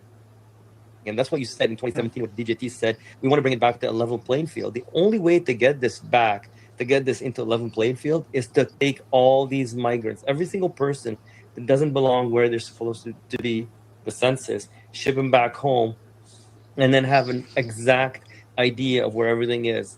Start from scratch, but not from scratch. Yeah, exactly. The other thing is, it's interesting because census is now they're doing more censuses in China. And a couple of years ago, I was having a chat with someone that I know who, very, very successful businessman in China. And right up till 2017, 2018, people kept saying, China's at 1.7 billion people. And he's massive into investments. And then in 2017, he came up to me and said, Marin, you know what? I don't know where we're heading because we're building these massive cities and there's nowhere for us to fill them in. There's nobody coming. So there's so many aspects of that conversation that's a completely different part of the field and that we can get into. Exactly, that we can do this. But I think censuses are important. Understanding where we're headed is really important, and understanding that our numbers are changing and the opportunities for people to grow in our countries is expanding. I think the United States is going to grow, is going to flourish, Canada is going to flourish, but we still have to go through a few bumps and lumps. And the other thing is the media is starting to expose some things, slowly but surely. Okay, we're at 37 minutes, and we had about 22, probably 30 minutes left, I think. But it's not fast enough. Like, I think what we've done is in this group, Digital Assets, Mayhem Mel, along with a few other platforms, we've read the book cover to cover, so we know where we're headed. The problem is that we're waiting for all these people that just opened up first page and going, it's interesting, but I don't know. Or I love it when people are like, oh my God, the vaccines. Holy shit, did you hear? I'm like, yep, we knew this, but that's okay. So anyways, I leave it back to you, Mel, and you tell me what you think. Yeah. Sorry, sometimes we're I go on a talk massive rant and I speak. That's all I'd like to right. apologize That's to okay. your Well, you asked Marin a question earlier in regards to the what's it called, the in terms of class. Middle class. I pulled a Mel. So Marin, recently there was something that Marin read and he told me about it. Apparently, to be part of a middle class, to be considered middle class, you need to be anywhere making between $150 and $200,000 in Canada. In Canada, the average person cannot make $150,000 to $200,000. If you take away rent, plus expenses, plus vehicles and everything else that you have to work with, the country is not super small. And we're not talking like a country as small as Lebanon. It's a massive country, so people need vehicles to commute. People need to go to drive to places. If you look at just the distance, for example, most people that used to live in Toronto, lived within the outskirts of Toronto within 20 to 30 kilometers. It got to the point right now where people drive 150 to 200 kilometers daily just to get to their work if they have to work in Toronto. So these are the people that drive, two times. That's your middle class. They drive 2 hours. They drive twice a week. The rest of the work is done at home. You don't see their families. Both parents are working. There's no connection with the kids, and the majority, the middle class, the number of the middle class is shrinking. Slowly shrinking. That much more. Shrinking So because less and less because people are not able to suffice. The biggest problem that I feel like right now is, and I see it quite often, is when you go to the food bank, for example, most people don't care. Like, they care about their homes, but they don't really care about the home. The one thing that is on everyone's mind is food. Can I feed my child? Can I give them breakfast, lunch, and dinner or breakfast and lunch when they go to school? Do they have enough money to be able to pay to go to school? Like, when there are people in our community, and we're very close to Whistler, which is a ski resort area, huge into mountain biking in the summertime, and we are a very prominent community that services Worcester. So there's a lot of people. We're only like 35 kilometers away, and a lot of the people that live in this community now are going to the food bank. A lot of people who were middle class and now, to be able to feed their families, are going to the food bank. So the food bank is doing runs. They're doing not runs, but they're doing what do you call it? They're asking for donation. Because the numbers are growing. It's like the population of Pemberton, where we are, is a Wow. population of 5,000 people. Let's call it 5,000 people. And for 5,000 people to have a huge number, and that was even a year to 2 years ago, when people basically were saying, please, we need donations. We don't have enough food. It's a little bit heartbreaking, right? So you do your best to donate, to help, to do anything that you can in order to support those that are in need. But at the same time, you look around, and some people that have a lot. It's funny. Those that have the least give the most, and those that have the most give the least.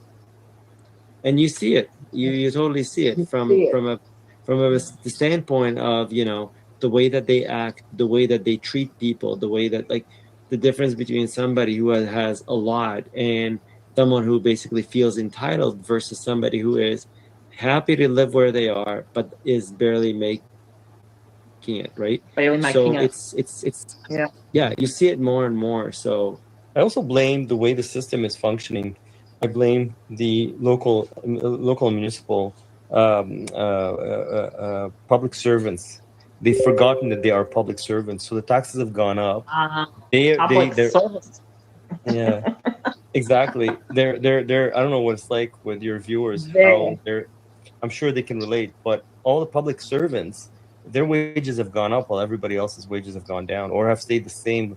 Cannot accommodate to what's called inflation and all that. So it's really hard to keep up, right?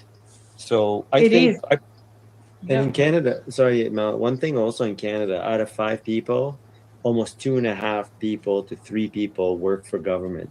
So you wonder where all that money is going. There's so much bureaucracy and so much money being thrown at the secretary of the secretary, and so many positions that are absolutely useless. Like, we live in a small population of 5,000 people. Why should taxes be through the roof?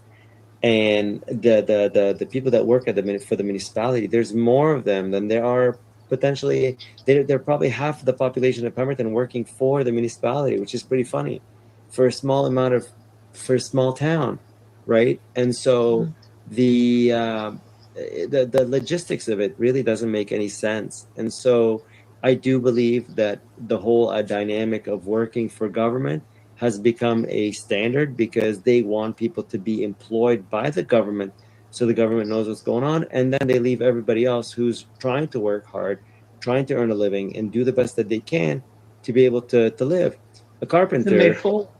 Yeah, exactly. Like, for example, most tradesmen, Mara and I were tradesmen for 25 years. We owned a painting company. We painted, we did commercial and residential, interior and exterior. Okay, but we also did quite a bit of construction. Also, we understand the construction industry. Right now, when people in the construction industry are living paycheck to paycheck, barely making it, and they make a lot of money. Make a lot of money.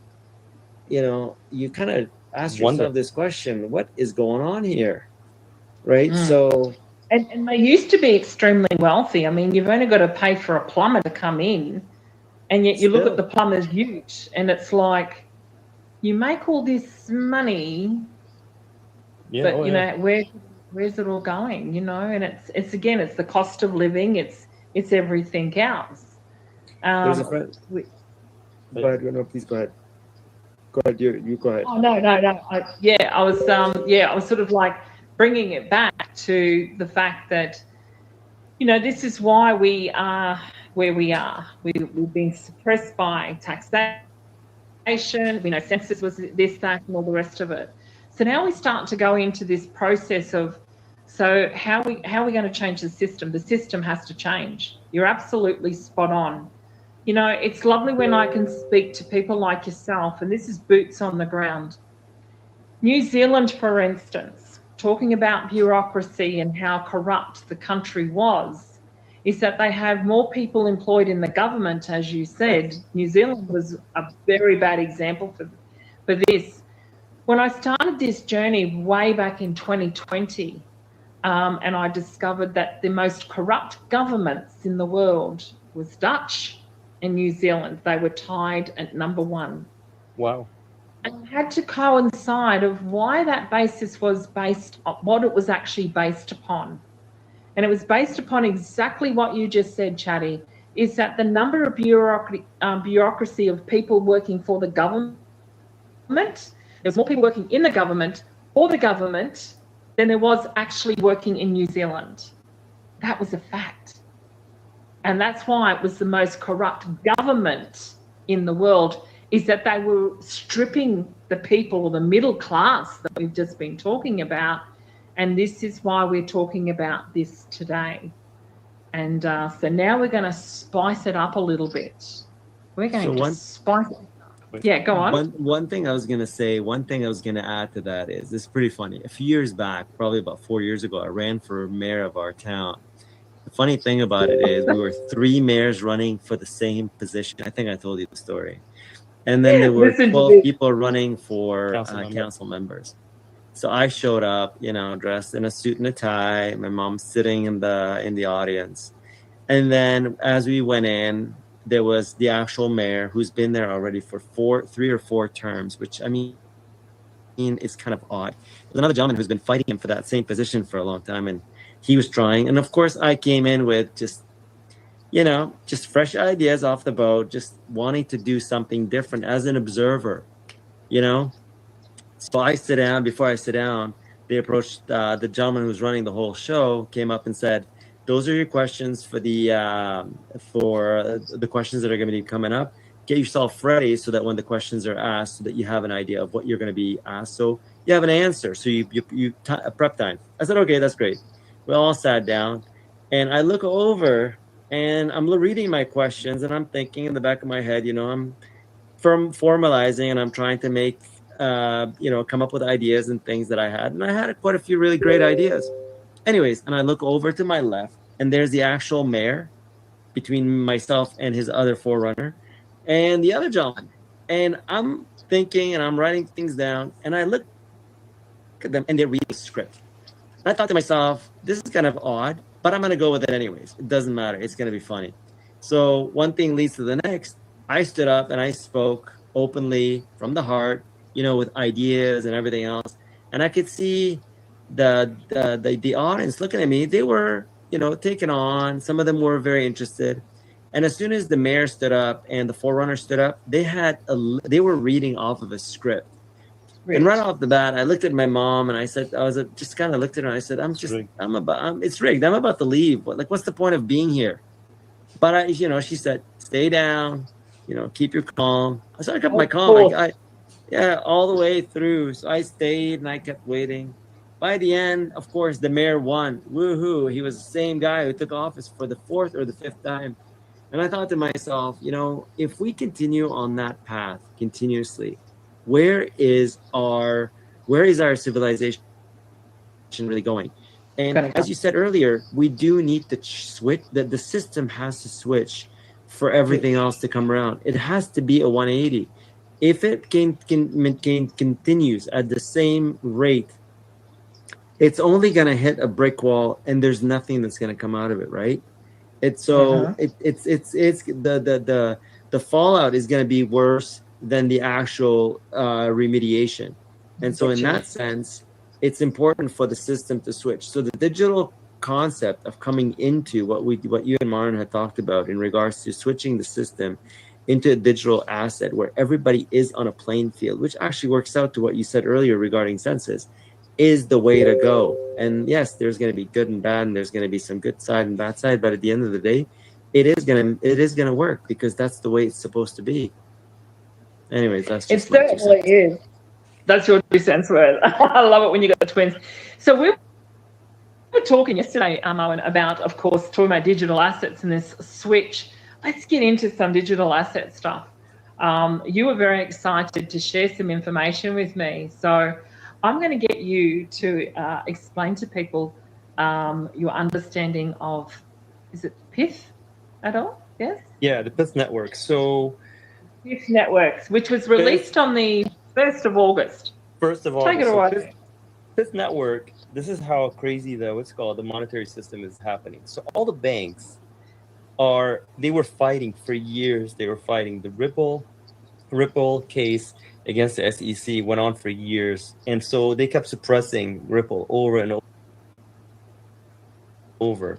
And as soon as the banks realized the only way they can win is to get on the bandwagon, they created a network called the Pith Network. It's PYTH. You can look it up and buy assets off of it, off of Kraken. It's very, very cheap right now, but I personally, I'm not telling you to buy or sell or anything like this, but all the banks have taken the NASDAQ, the S&P 500, the New York Stock, like everything, New York Stock Exchange, they've all jumped on the Pith Network to transfer all their stocks onto the blockchain. Every single one. What am I missing? I'm missing what else? Dow, the NASDAQ, S&P 500, and what else? And there's one more. Yeah, all of them. They've all jumped on, and they've all have committed to this network. And so, even though the stock is low, I have a feeling it's low because of the Clarity Act. But it's funny how all those they were fighting they were fighting Ripple for so long. As soon as they realized that DJT is approving, he's making money, of course, off of it. But he wants to see the switch to digital currency and digital assets. They all jumped on the ballgame. Otherwise, they'll be left behind. And I feel like there's so many other platforms. Everybody kept saying Ripple's going to be the one with the rails. That's true because Japan has adopted what's called XRP as its main rail for all of banking and all of government transactions. But they're not the only ones. And this is the beauty of the market that we're going into. It gives the opportunity for people like you and I to go in and buy cost-effective stocks, not stocks, but digital assets and networks for cheap before they take off. Now, a lot of people are going to say, well, you know what? You don't know what you're talking about. But when you look at every single transfer of wealth that's ever happened in history, nothing ever went out from 0 to 100. It all takes some time. So in my personal perception, I feel like Pith is a great network to get involved in. It's cheap. It's worth to buy 0.009 per stock. And then the other thing is there's another per coin. There are other markets, there are other digital assets that people can invest in to actually grow their portfolio. And the biggest thing is do your research. Like I'm just telling you what I have done, but that doesn't mean what I'm saying is right. But this is where I feel God is leading me in that direction. So for me to do that, for me to invest in these stocks, but that doesn't mean I'm going to stop. I'm not going to diversify my portfolio because I feel like once the Clarity Act is signed, and I think they have to go back September 15th. Once the Clarity Act is signed, everything else is going to take off. But that doesn't mean gold and silver aren't going to have any power. That doesn't mean the RV is not going to kick in. There's so many things that are happening. But they're happening.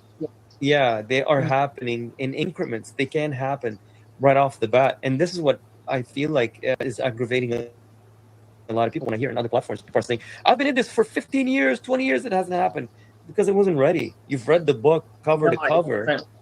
No, you've read it cover to cover. There were no rails. There was no digital there was no digital rails. But now that everything is set, it's great. But that doesn't mean, again, evil is not going to be around. There'll always be people that are going to scam. There's going to always people going to help. There's always people that are going to scam. But the beauty about the new system that we're entering is that if you're a good person, you don't have anything to hide.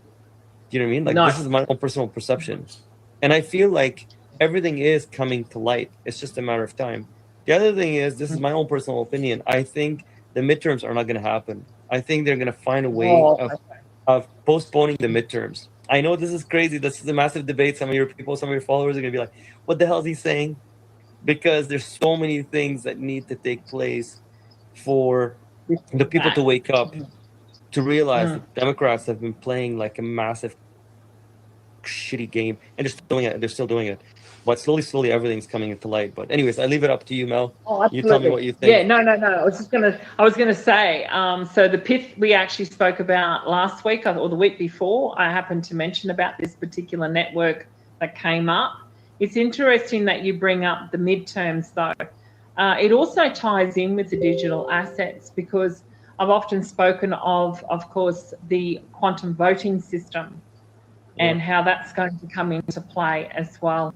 And it's interesting how, this is your perspective of PIF, and it's like it is the network of all networks that is connecting all of these financial institutions together globally. And that's what I wanted to get your perspective on all of that. But yes, the midterms, the quantum voting, I think that's all going to come into play.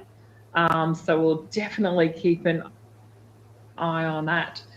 But to wrap up this hour, though, I do want you to chat about, because this one got me very excited. It's one that I haven't spoken about for a while, and that was, of course, the Avalanche blockchain.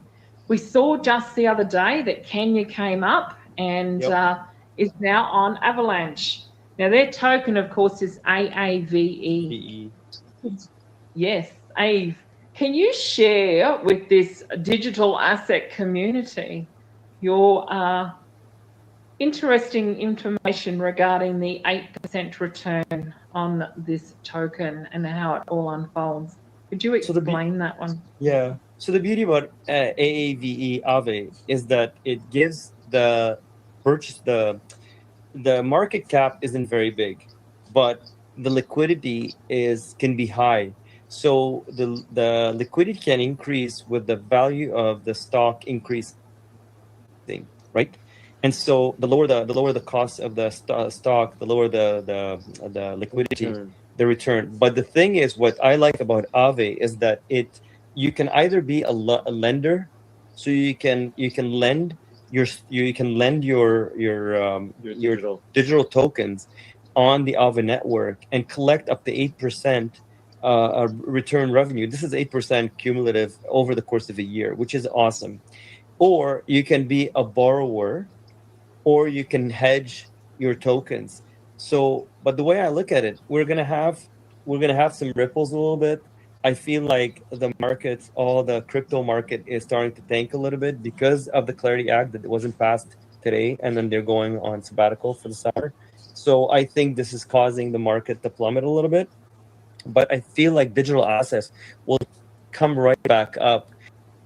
And with those who are interested in the Aave network, you are your own banker. This is the beauty. And not one thing is right or not one thing is wrong. The idea is to be self-banked. That's what I like about it, is that you can be your own banker and you are in control of your own money. If you want to sit on it, the market cap, I can't remember what the market cap on it is, but the market cap, say you own 50, 10, 20, 50, whatever money you can put in. 5, I have 1.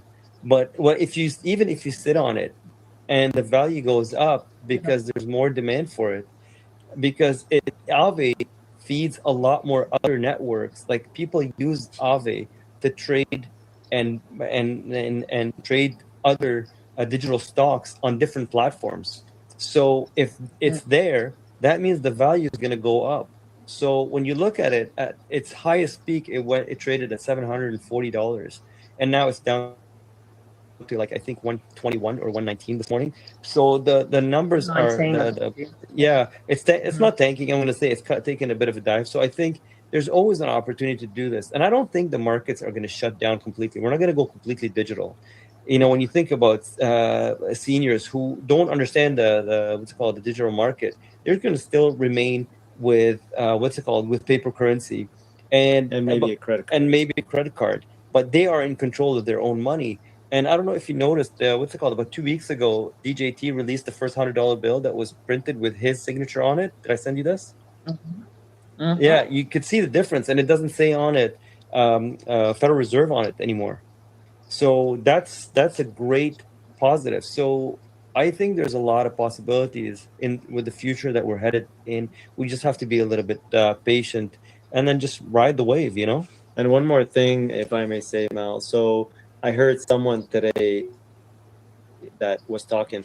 The United States is going to be the first country to actually promote self banking. So if you own a cell phone, which pretty much everybody does, in the next year to two, less than 2 years, in less than a year to 2 years, people are going to be basically banking on their own. So they will be self banking. You'll never need a bank anymore. So why would you give your money, trust your money to an institution that is taking money away from you when you can basically do whatever you want, however you want it? And it's like everything else. I mean, 20 years ago when the iPhones came up in early 2000s, right? Nobody knew what an iPhone was, or if they started, it was a little bit difficult.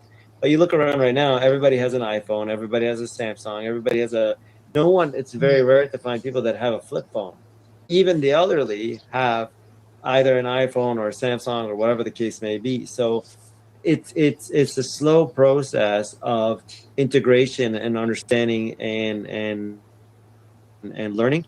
But once it picks up, it's just going to go on. People will say down the road, why did I even need a bank? You don't need a bank. The bank, you are the bank. You are responsible for your own money.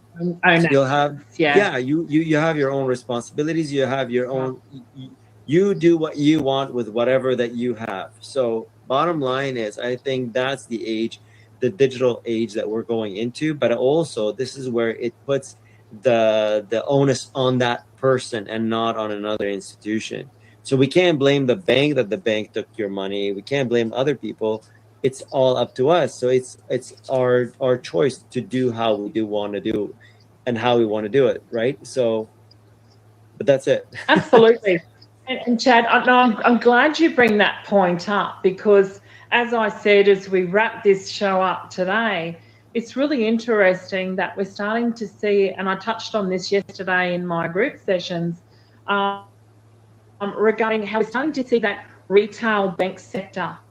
We've got HSBC leaving Australia in 18 months. And as you said, in this 1 to 2 year time frame, we start to see that this whole retail side, and we're going to that commercial side. And I've been talking about the commercial banks, boys know me a little bit better, that the commercial banks and that lending and that loaning and borrowing sector in those commercial banks is basically what we're talking about today in these new sectors of the aspects of Avalanche, where Kenya have integrated into Avalanche, and this is going to give the people of Kenya the strength and ability to be their own bank. Ladies and gentlemen, boom shakalaka to you, Chad. I'm telling you, for one more thing. Really good. One more thing I was going to say to add to what you just said, which is we shouldn't forget that before the 1900s, before the British Empire started basically raping and pillaging every country around the world, including Africa, we need to remember that those countries were self-sustained.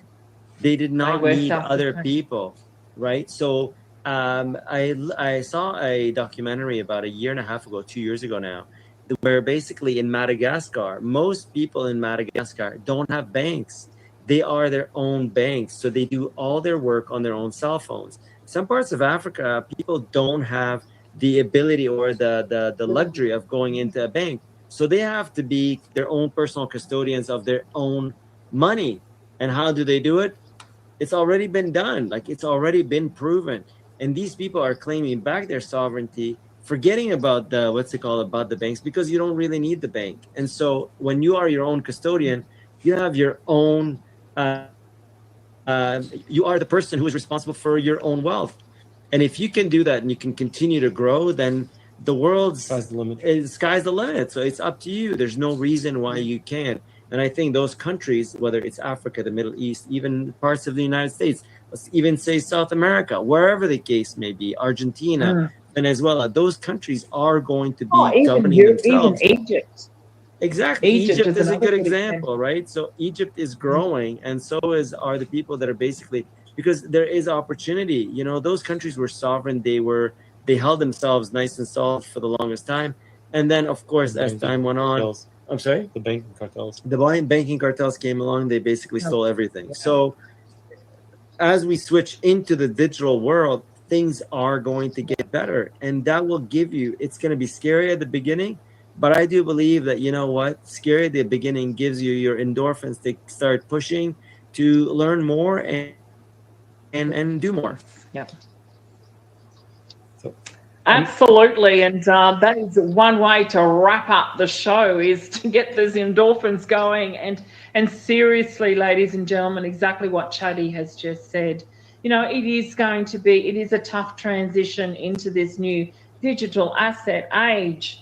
But we didn't even get a chance to talk about where Lebanon's going. So we're going to have to come back again, and we're going to talk a little bit more in the next coming days. We should do it in the next coming days, actually, sure. Where we actually get to talk about where Lebanon is going, because I think it might be one of those currencies that we might have to consider when it comes to this currency reset or currency revaluation of currencies, and where this country, beautiful country of Lebanon, is actually leading into. But ladies and gentlemen, boys and girls, it is always the history lessons that we get also from these two boys is quite amazing. And thank you to your mum for also correcting those couple little indiscretions that you inadvertently mistaken earlier on. But I don't like the wooden spoon.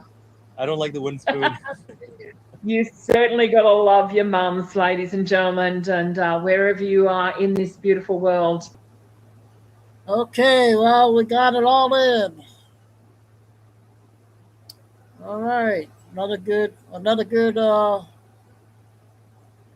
of intel. Late intel tonight, but tomorrow will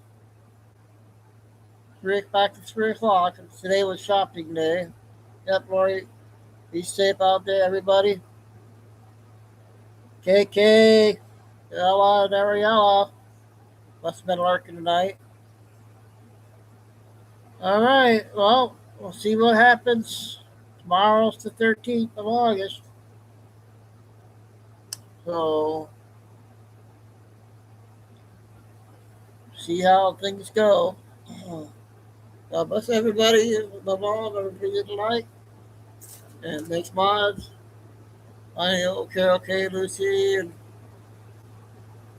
Carol K, Lucy.